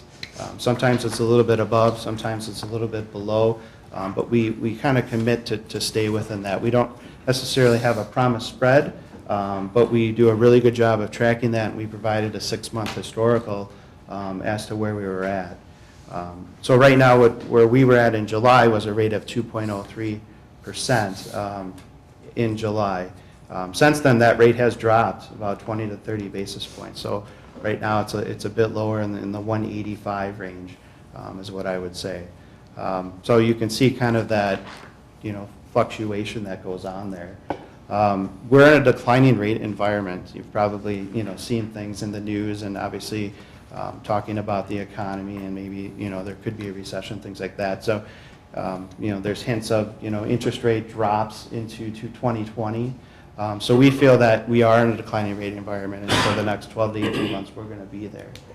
So what we'd like to do, you know, with this particular proposal to you at the Village of Cottage Grove is we want to guarantee our rate of 2.03 for the period of the first 3 years of that contract. So if rates do go up, you're going to get the benefit of that, but we're committing that the rate of 2.03 will be the floor for that rate for 3 years. As far as, you know, collected balances and pricing, that kind of sums up that particular section, but there's a few other things that we just wanted to kind of talk about real briefly here before we open it up for questions. The first thing is the conversion plan. I'm going to have Allison talk about that because she would be the first point of contact with that. This is the hardest thing that we deal with really at banks. I mean, we all want to grow and we want to get new customers, and really the first obstacle that we run into is, well, I don't want to go through the hassle of switching. It's a pain. It's a lot of work, and we feel like we've really refined that process to try to make it easy. So Allison's going to talk about this section a little bit. Yeah, so we would definitely come back out here and we would sit down and go through the products and services that you would be interested in. And from knowing what products you would be interested in, it wouldn't take me any more than 2 weeks to at least establish those counts. And then from there, we would come back and who's on the team that would want to learn the different services, it would actually be myself or Joe. We would come out here, we would train you on how to use them. And I know in the beginning you're like, this makes sense today, I got this, but maybe you get stuck and you're trying to process an ACH. You know, I live up the road, but I also have a program where I can remote into the computer too and help you hands-on, which is a very neat feature. But from there, I heard you guys are getting into a busy time too, and it might seem overwhelming, and there is a process to transition, but we would take that day by day in as fast as you wanted to go. Establishing the accounts is the easy part. It's the transition of everything over, and we can do that in steps and what makes sense in doing that with coming up towards the end of the year too, and an audit coming up also. But to get the accounts established really wouldn't take me any more than 2 weeks once I know exactly what you wanted, and then we would come back out, we would do training, and then we would gradually go into what you're comfortable and how fast you wanted to move into that with us. We can review your statements as well and make sure you can identify, you know, all the electronic transactions that are going on. That's really the hardest part, and figure out who do we need to contact. We can provide you letters and try to help you through that as best we can. We know that there's only so much we can do, but we're literally offering all hands on deck to try to make it as easy as possible for you. The next up, I wanted to ask John to speak a little bit about our involvement in the Cottage Grove area. Great. Thanks, Joe, and thank you all for having us. Appreciate that.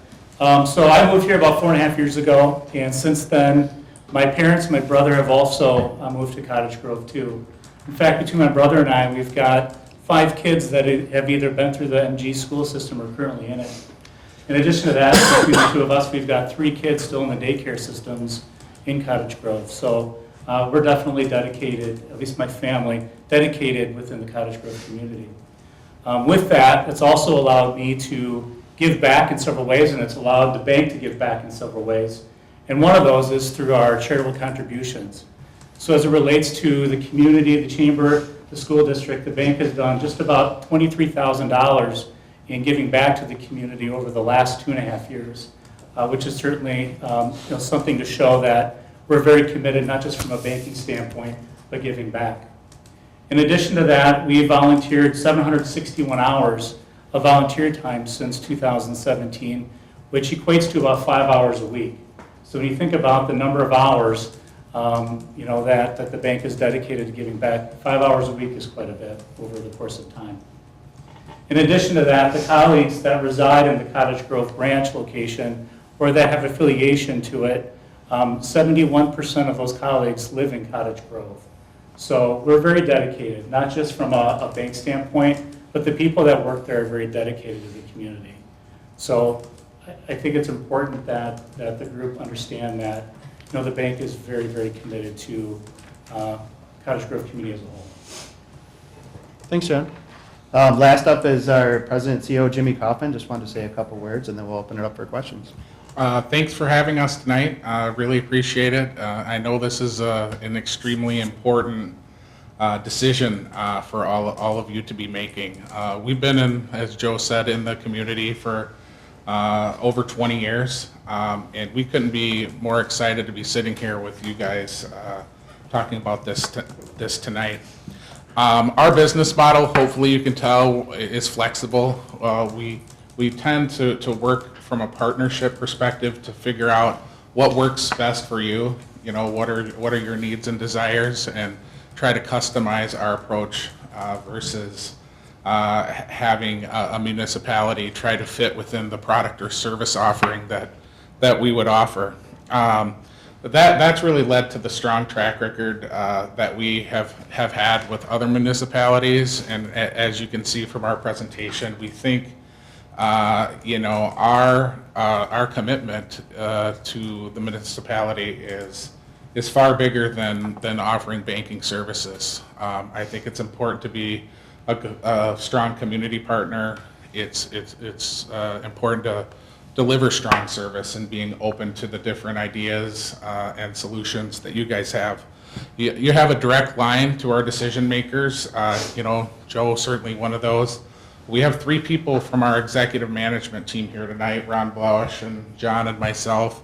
All of us are available, and no matter what the challenge is, if there is one, hopefully there isn't, but if there is, I think one of the things that other municipalities, especially Sun Prairie, has really appreciated, about this. As you know, we've been through a lot in Sun Prairie over the past couple of years, and I really like to think the partnership with the municipality has really helped pull our community through that. We believe in reinvestment in the community. Like John said, I thought it was pretty neat. As I was preparing for this meeting tonight, I had come across the budget proposal for the splash pad. I think that is a great investment in the community, and I really believe that people are going to respond well to that. Upon you considering our proposal, I mean, we certainly are open to having a discussion about the role that Bank of Sun Prairie can play in that, and making a sizable multi-year commitment to that, because we just really think it's good for the community and good for everybody that's involved in that. But I don't want to take up a lot more of your time. Again, this is an important decision for you. We really think a Bank of Sun Prairie offers you the right balance around your banking services and your partners' expectations in the community, and we are certainly dedicated to making sure that it's something that you'll be proud of. So, I'd like to open it up for any questions out there. Any questions? I had one, looking at your presentation here. It notes that you don't offer an interest-bearing checking account for public funds accounts, Mhm. but that you're looking into adding it in 2020, or investment types? Yeah, we're looking to add an automated sweep in 2020, so we don't have an automated sweep into an investment account from a checking account. So typically a checking account, even for municipal at our bank and probably most banks, are non-interest bearing accounts. An earnings credit rate is essentially paid to the account or earned by the account based upon the balance. You don't necessarily keep the interest off that interest that you earn, which again, it's not interest, it's earnings credit, offsets your fees. So how our proposal is a little bit different is that we're not assessing any fees on it. So the account's kind of just blank. It's money in, money out, there's no fees, there's no earnings there. But what you're able to do then is to transfer money into the ICS suite or the ICS sweep program, where again, that's like a money market account out in a network, and we'll assess that rate of 2.03 on it for the time being, and that's where you'll earn your interest. Our other municipals do it that way. So what we do is we have an inbox that we've set up where our customers will email us whenever they want to move money in and out. And there's some time frames that you got to hit each day, and we'll get into that. We would decide up front kind of like, where should we start? So if there's, let's say there is $4.5 million, does all that money need to be in your checking account and sweeping back and forth every night? No, probably not, because I don't think you're going to write a check for $3-4 million real often. But there are times in the year where you might. And so what we do is we talk about when that date's coming and ensure that the money's in there at that time. But maybe we say, looking at your activity heading into the tax season, maybe you daily need $250 or $350, $400,000. So we kind of start with that, and we'll say, we're going to put that in the checking account, and then we're going to move the rest to the ICS program, and it'll be out there earning interest at day one. And it's kind of just a fine balance of moving money back and forth. Our municipals sometimes, at certain points throughout the year might move money once or twice a month, if that.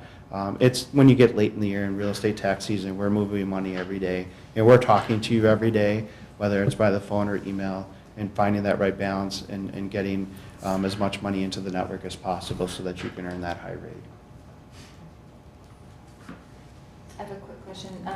Under monthly fees, it Mhm. looks like it's $10, and I'm assuming that's if there's one return. Yeah, that's kind of a hypothetical thing, Yeah. really. They asked us to fill that thing out, and so if there were any possible fees assessed, they would be kind of what I just call penalty fees.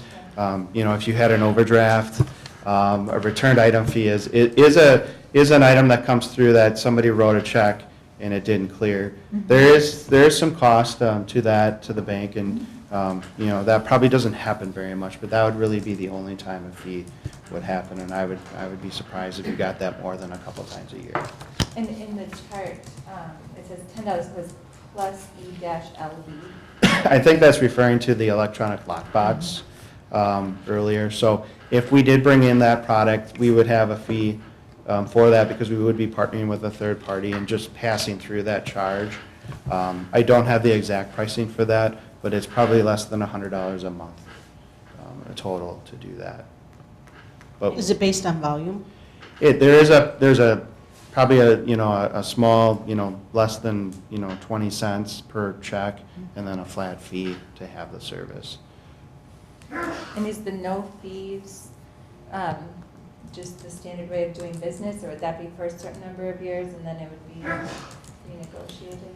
Yeah, I would, based upon some of the arrangements with other municipals, we've been doing that way for a long time. And I think that, if anything that would ever change is rates, because those do change, but probably not. No, but it would be that way, obviously, for the contract term, and if we were lucky enough to earn that, I would expect that, be very similar to that in any renewals. Okay, I'll ask the same question I asked the other bank as far as how do you approach an implementation plan? And then generally how, the second part of that is how long does it take? I know you got a transition plan checklist in the document provided in the appendix, but I'm just curious the approach there. Yep. Yeah, we would definitely come back out and sit down one-on-one and really figure out what is going to work for the staff that's doing the day-to-day accounting, right? We would want to tailor it to that approach and what would work best for them. Like I said, once I have everything I need to open up the account, it doesn't take me very long, no more than a week. I would say I'm quicker than that, but we would get it done really fast, and then it would come into the training. So what's the availability of the staff out here? I can come out one-on-one, or I can do a group training too, that we can sit. The best part about it is I'm going to be coming out here, and you always work with me or Joe. And Mom Preet's here because he's my right hand when it comes to the technical background, to the computer stuff. But we would do that at the pace. And like Joe said earlier, the biggest one is going to be the automatics, right? Is figuring out right now, we would have to look through your current statements to figure out who we would need to reach out to, send letters to with that transition over. But as for establishing it, it would be very simple. But I think it would be to the timeline that best fits what's going on here too, and being able to transition that. We can go as fast as you want, or we can go as slow as you want with the end of the year tax time coming up, and I know that's a huge volume, and especially if you have an audit in January too, that might be a little slower in the beginning, but for deposits it can be very fast. Just for everyone's benefit too, Yeah. Exhibit C in the back of your packet, there's 2 pages there, and it does kind of walk through kind of what we would have for a meeting schedule. There's a little table there of about 9 items that we would want to hit on that first meeting to really kind of drill down as to where we are going. I overheard a little bit of the other presentation, and, a phased approach is possible, and we can do whatever you want. I mean, when we do win relationships, it seems like they want to move quickly and get it going, but there's always things like quarter end, year end. So we get all that.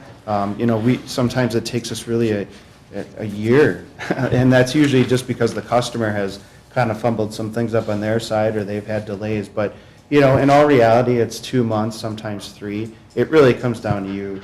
If you wanted to have this done in 4 to 6 weeks, we could do it. That's not a problem. It's always on the customer side and their staff, and so we get it. We get it. That takes a while. Other questions? Deb, you have some? Well, I'll just, you've probably touched on these, but I need to ask both. Sure.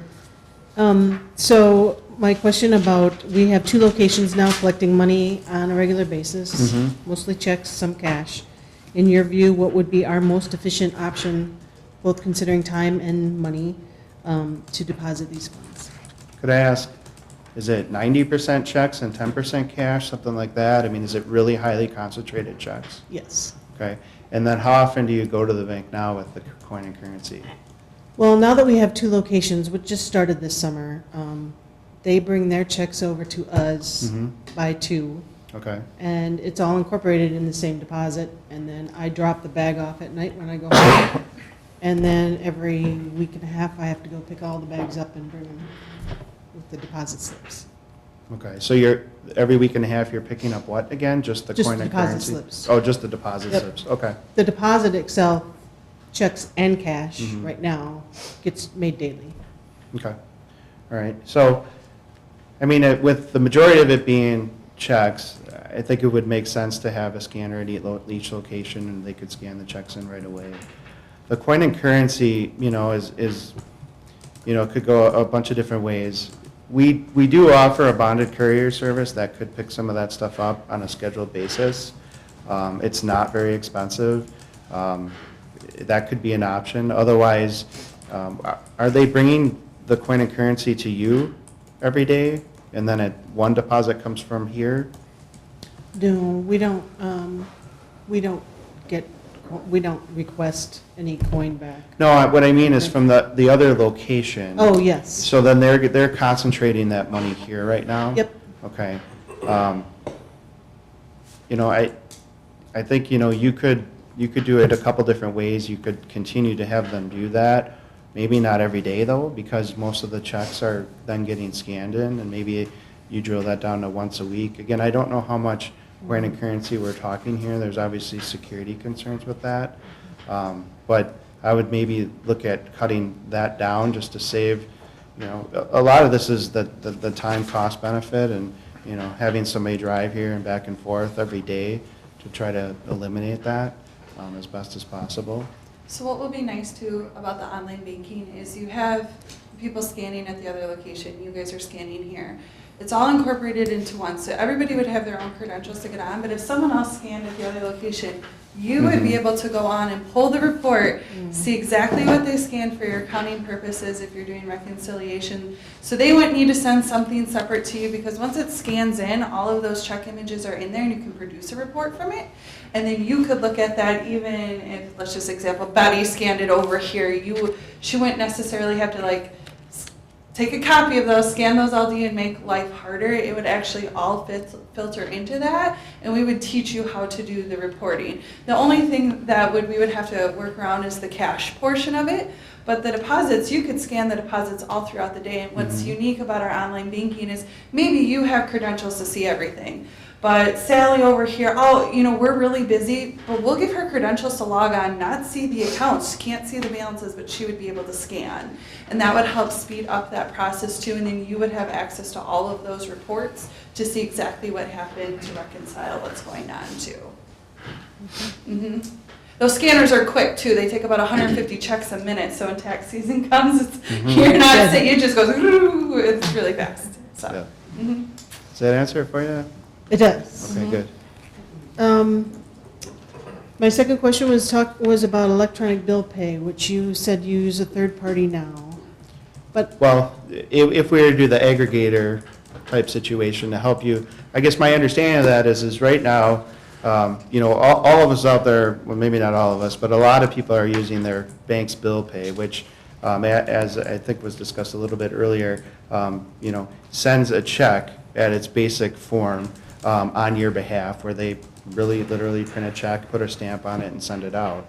Over the course of time, with bill pay being around for, 15, maybe close to 20 years now, banks have wanted to try to cut down on all these checks flowing around out there.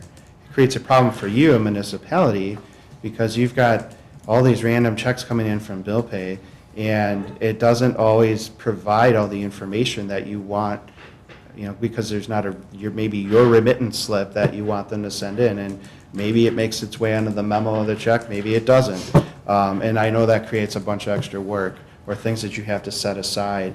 And so what the bill pay aggregator tries to do, and again, it's not perfect either, because again, it's garbage in, garbage out. If they don't provide you the right information, the tax parcel or the utility account ID, it could still be a little bit of a problem. But what it tries to do is it has this network kind of behind the scenes, and it figures out who are all the players here, and it will kind of gobble up all of those checks that are addressed to the village of Cottage Grove behind the scenes, look for them every day, and process them electronically. So what happens is you get the checks processed and a deposit into your account the next day with a report, and you don't ever see those checks. It kind of works like, they use the term lockbox. It's really not a lockbox, but that's kind of the analogy that's used. And so some of the mechanics are similar to that. And so it cuts down on you having to deal with figuring out where all these checks go, because, again, hopefully most of the residents are providing the information. But at a minimum, you're not having to process those checks. You're getting that money the next day. It cuts down at least 1 to 2 days as far as getting that money. so, if I'm understanding correctly, right now you use a third party for that? Well, we don't offer it currently. We haven't had demand for it from our other municipals. So we've looked into it and found out, it's not very hard to do.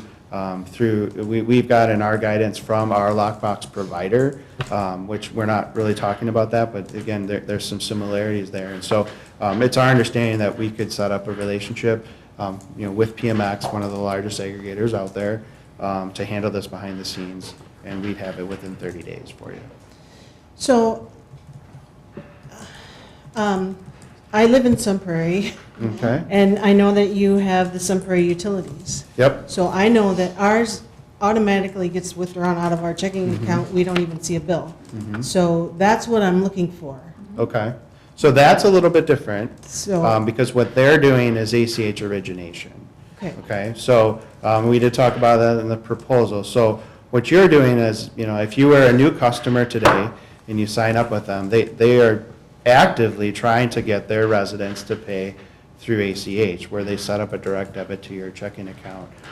And so you fill out a form and they keep that on file for years and years. They actually literally keep the paper on file to authorize, for you authorizing them to debit your checking they account. being Sun Prairie Utilities? Sun Prairie Utilities, and so they're originating that themselves. Basically how that works is that, whatever, I forget the name of it, but there's a software that they use, and you probably have something too that manages all your accounts. There's an export file that it exports, and then they upload it to our website. And it doesn't, that may sound like a lot, but it really takes them 2 minutes a day. They upload the file to our website, because all the information is in there every month, and it updates what dollar amount is due each month, and it's uploaded to us, and then it sends out the request for the ACH, and you're paid the next day, you receive that money. So that is two different topics, so hopefully we might want to talk about that more, but there's a few different ways to kind of skin the cat on this. So, Because that's, like I said, that's one of our biggest complaints, is that they don't have pay options. right, yeah, I mean, Without a I know fee. you have the credit card option, and that's, people don't want to pay that service charge, right? So yeah, this would be a no service charge fee to your resident. And there's a little bit of pain of getting it going, because you'd be starting from zero. But if you can really promote it, market it, and push it, that's really probably the way to go. People have two different ways to pay a bill. The one way is using their bill pay where they initiate it, and then this other way that you described with the city of Sun Prairie, or the utility, is you're initiating it. You're pulling the money. The other option is they're sending it to you. And then again, in the first option, you'd be involving a third party to try to help cut down the checks. That's what we were talking about a minute ago. And then the third is the whole transition process, which I think we've touched on twice Mhm. here. Yep. And working with stages, but just one additional question with that. I know how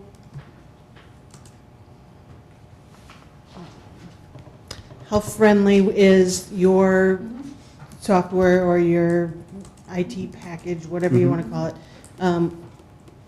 How well does it play with others? Yeah. Well, the backbone of our bank is Fiserv. You've heard of the Fiserv Forum in Milwaukee. I mean, it's a large company that provides banking services to banks all around the country, even the world. So, some of those products are used everywhere. They are fully up to date. They are easy to use. They look nice. They do everything that you would expect.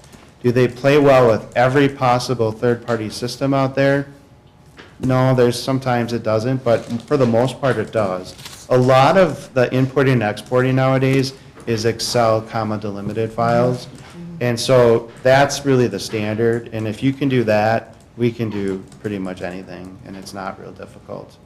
Also, the ease of using it for the people in the room that would be going on. I'm a visual person, so I've made visual step-by-step processes too that you have manuals, so I leave it behind with you, so it's kind of pictures as to what's next, and then you always have us to call, or we can remote into your computer too when you are struggling, or come out here also, I live right up the road.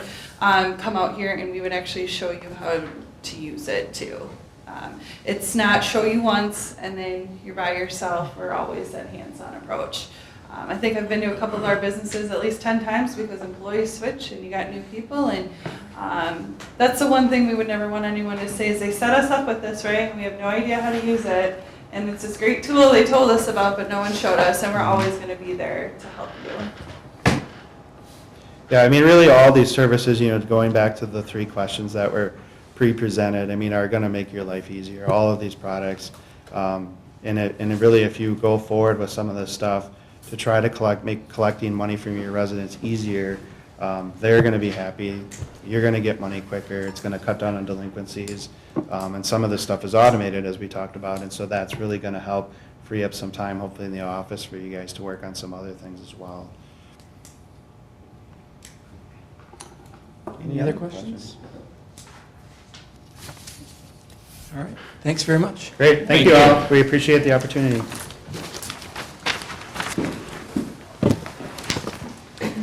All right, moving on then to new business. And the first one is discuss and consider the 2020 contract for services for Colonial Club.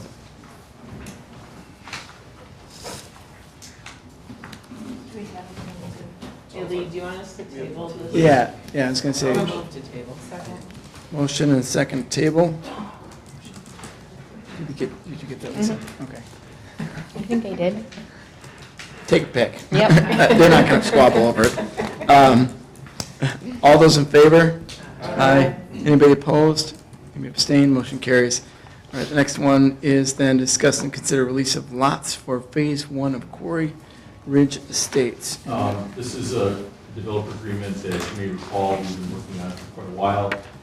They're at a point now where they requested a release so that they can sell 10, 17 or so lots. According to Mike, they are in compliance with all of their requirements, and there is no reduction of their of their surety. So we recommend that the board approve this, and it really is just allowing them to proceed with the sale of some lots, but it does not reduce our protection at all. And that's the area by the Commerce Park and that area? Yeah. Yes. Yeah. We have seen other agreements and they have like what's due for parks and such. Is that like outside of the agreement? Or? Yeah, that was actually in the original developer agreement. Yeah. And at some point where we have maybe an agenda that's not so full, I mean, I'd be happy to bring in a developer agreement and an amendment. Right now, Quarry Ridge took a long time. And so we're satisfied that they're doing the things that they're supposed to do. But you're right, normally these amendments are not as simple as this, because a lot of times they're asking for a reduction of their letter of credit, and in this case, their irrevocable bond, but they're not doing that here. Okay, so they'll still pay whatever it was before, $255 or Great. whatever for 17 Great. lots released in this portion? Great. Okay. Any other questions? Any discussion? I'll make a motion that we release the lots in Phase 1 of Quarter Ridge Estates. Is there a second? Motion second. Any further discussion? Having heard that, all those in favor? Aye. Anybody opposed? Anybody abstained? Motion carries. All right. Next item is discuss and consider operator license permit applications for the licensing year July 2019 through June 2020 for Richard Gentner, Allison Donahue, and Aurora Westenberg. There are documents attached. Chief, all fine? Yes.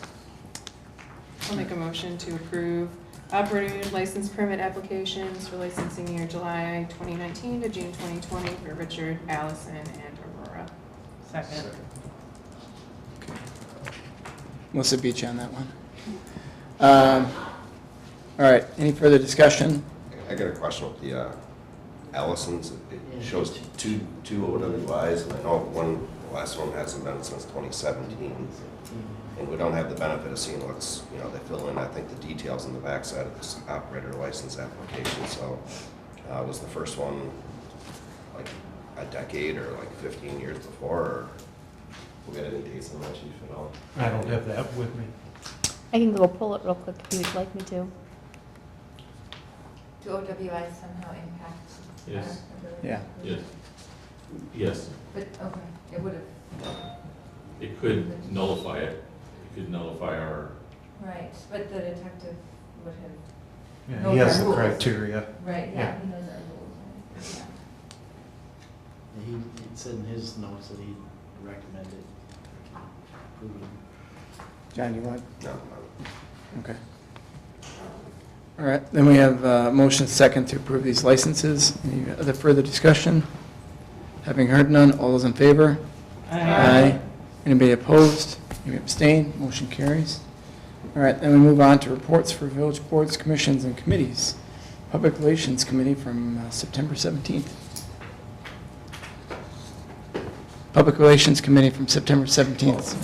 Public relations, we met, gosh, 2 months ago now, discussed some items for updated cameras and recording, so we did things on the web more appropriately. And we went with a lower middle of the road recommendation for 2 new cameras, some of the software in the room back here, which went to the Finance Committee a couple weeks ago. What else?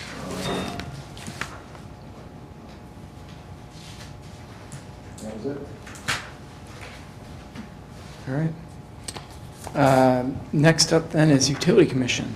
All right, we met on October 9th. We did have public appearance from the owners of the farm golf course, and they were interested in more information about the farm interceptor, if anyone is familiar with that, providing utilities to that area and to parts of the village. So they're kind of looking for more information in the future on that. The water tower lighting is in progress and hopefully will be up and running sometime in the near future. And we also had a DNR report. You can see we received a grade of an A on our sewer utility. I think that's kind of the main parts. Did I miss anything, JJ? All right, so we'll be meeting again the second Wednesday of November. All right, next up is Finance and Personnel Committee. We met on October 14th. Listened to some of the banking RFP. Ellers presented that summary of the RFP. The 2 top ones we heard from this evening. We also then walked through all the memos and everything associated with the draft 2020 budget proposal for the village board. Anything else, Melissa? I'm sorry. Heidi? Heidi? Troy? Oh, that sounds great. Yeah.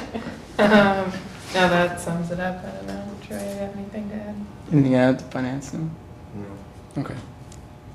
We'll discuss all of that next week, Monday. Yes, we will. More fun to come. More fun. In detail, yes. And I've nominated now Melissa to join us, so. All right, then we move on to Deer Grove EMS Commission. We met last Thursday. Calls are a little bit down last month versus last year, and calls for Deer are down a bit. The Deer Grove EMS did receive a grant for exhaust emissions of $96,300 where they can hook a vehicle up and pump the exhaust out of the building.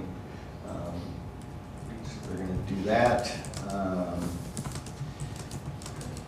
There's a little bit of a change on dental program available to employees, which doesn't affect the budget. It's all out of pocket for them.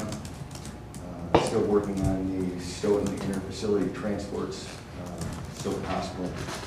And our next meeting is on November 21st in Deerfield. All right. Thank you. And then reports from village officers. One we have here is from Lee, legal briefings.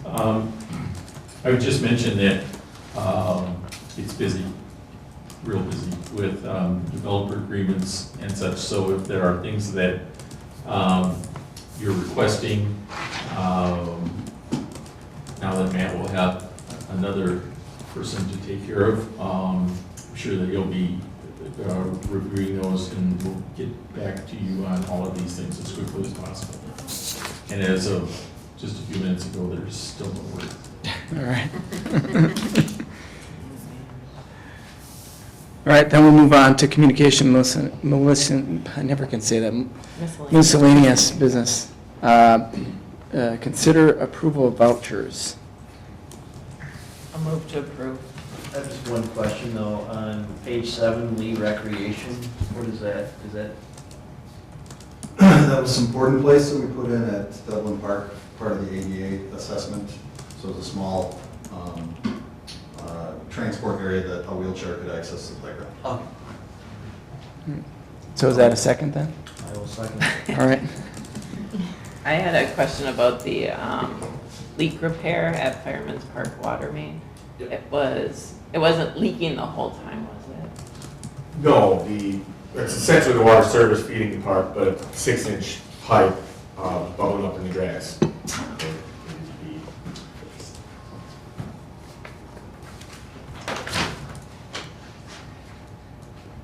It hasn't gotten cold yet, so. Any other discussion? Having heard none, then all those in favor? Aye. Anybody opposed? Anybody abstained? Motion carries. Correspondence, Lisa, I didn't receive any. Nope, me either. Okay. All right, then we'll move on to upcoming community events. Anybody have anything? Paula Severson has. Oh. Pick me, she says. Any idea up here, so. I did it. Paula Severson, 628 Crawford Drive. I wanted to highlight next week, Tuesday, the Chamber of Commerce and the Village Police Department are co-sponsoring an active killer training. It will be held at New Life Church, and I believe the time is 6:30. So I just wanted to highlight that. It's important for everyone. Obviously, our kids who are in the schools drill what happens during an active shooter situation, but as adults should also have the tools that we need, that if we're at the mall or even in our workplace and an incident happens, we know that most active shooter incidents are done within 4 to 5 minutes, and national law enforcement response time is 5 minutes. So it's critical to get the tools, and Officer Jessica Helgelin, the school resource officer in Village PD and First Responder of the Year, is our presenter. So I would encourage you to help spread the word about this. Let's give our citizens the tools they need to stay safe. Thank you. Can I just ask you a quick question about that? Sure. Can you just tell me the difference between active killer and active shooter and why we're using the active killer one? So that's a great question. So when I first talked to Officer Jessie about this, she said that law enforcement is starting to utilize the term active killer for a variety of reasons, but one of which it could be a knife situation, it could be other things, and obviously the chief. A truck or a car or a bomb or Oklahoma City, it was a bomb. An assailant who wants to do harm, right, by any means necessary. I don't think it was changed for political correctness. I think it was just changed to more accurately reflect the threat. It is a strong word, and even some of my chamber members kind of bristled at the word, but yet it's really the reality that if somebody wants to do harm, they're gonna do it by any means necessary. So that's why we use that terminology. Well, on a somewhat later note, Colonial Club made a presentation tonight, Yes. and we suggested that they get in touch with you for just as a resource, but also to help distribute information about them. Absolutely. I'd be more than happy to do that. I'm a huge supporter of the Colonial Club, so. Thank you. Thanks, Paul. Any other community events coming up? We'll be in the throes of the holidays before we know it, so we'll probably have a few more coming down. Certainly Christmas in the Grove is already working on that. Future agenda items. The contract for Colonial Club. Yep.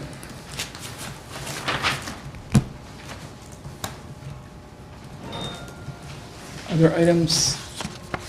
Probably the usual suspects. Let me just ask a question, and that is, would the board be interested in a brief presentation on what's in a developer agreement, what the process is, and I'll try to get pictures and sound, no, sound. But I mean, I'll try to make it as straightforward as possible, but there's a lot going on in the village, and you're gonna see a lot of these in the near future, and if you're interested, I'd be happy to talk about something that's been approved, or because we've got a number that are in process, but that's up to the board whether they want to do that or not. I would like that. I don't think there's Yeah, I value. think that'd be helpful. But only if it includes a light show too. Well, Can you do a musical number in there or something? well, sure. I mean, there's a lot of ways we can do this. Thank you. We're Okay. on a hard floor, you can tap for us. All right, then we'll move into item 15, is a closed session. The village, so I'll make the motion for the village to, the Cottage Grove Village Board will enter in a closed session pursuant of Wisconsin State Statute 19.85, parentheses 1, parentheses E, deliberating and negotiating purchasing of public properties, the investing of public funds, or conducting other specified public business wherever competitive or bargaining reasons require closed session. This closed session is negotiating terms of the developers agreement with Monona Grove School Board, and will negotiate terms for official banking institution, and will enter a closed session pursuant on Wisconsin State Statute 19.85, parentheses 1, parentheses F, considering financial, medical, social, or personal histories or disciplinary data of specific persons, preliminary consideration of specific personnel problems, or investigation of charges against specific persons, except where in par, parentheses B applies, which if discussed in public, would likely have substantial adverse effect upon the reputation of any persons referred to in the histories or data involved in such problems or investigations. Background check. Is there a second? I'll second. Glad I don't have to repeat all that. Yeah, Yeah. what did you say? Yeah, I'm going to breathe now. All right, roll call. Allen. Aye. Lindberg. Murphy. Aye. Ratcliffe. Aye. Russell. Aye. Valencia. Aye. Williams. Aye. So we're in closed session. John, do you want to tell them to stick around for 16 or?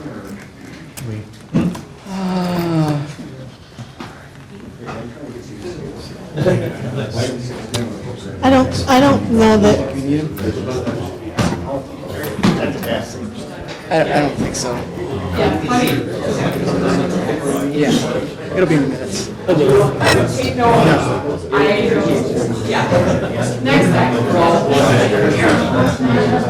I finally just emailed you,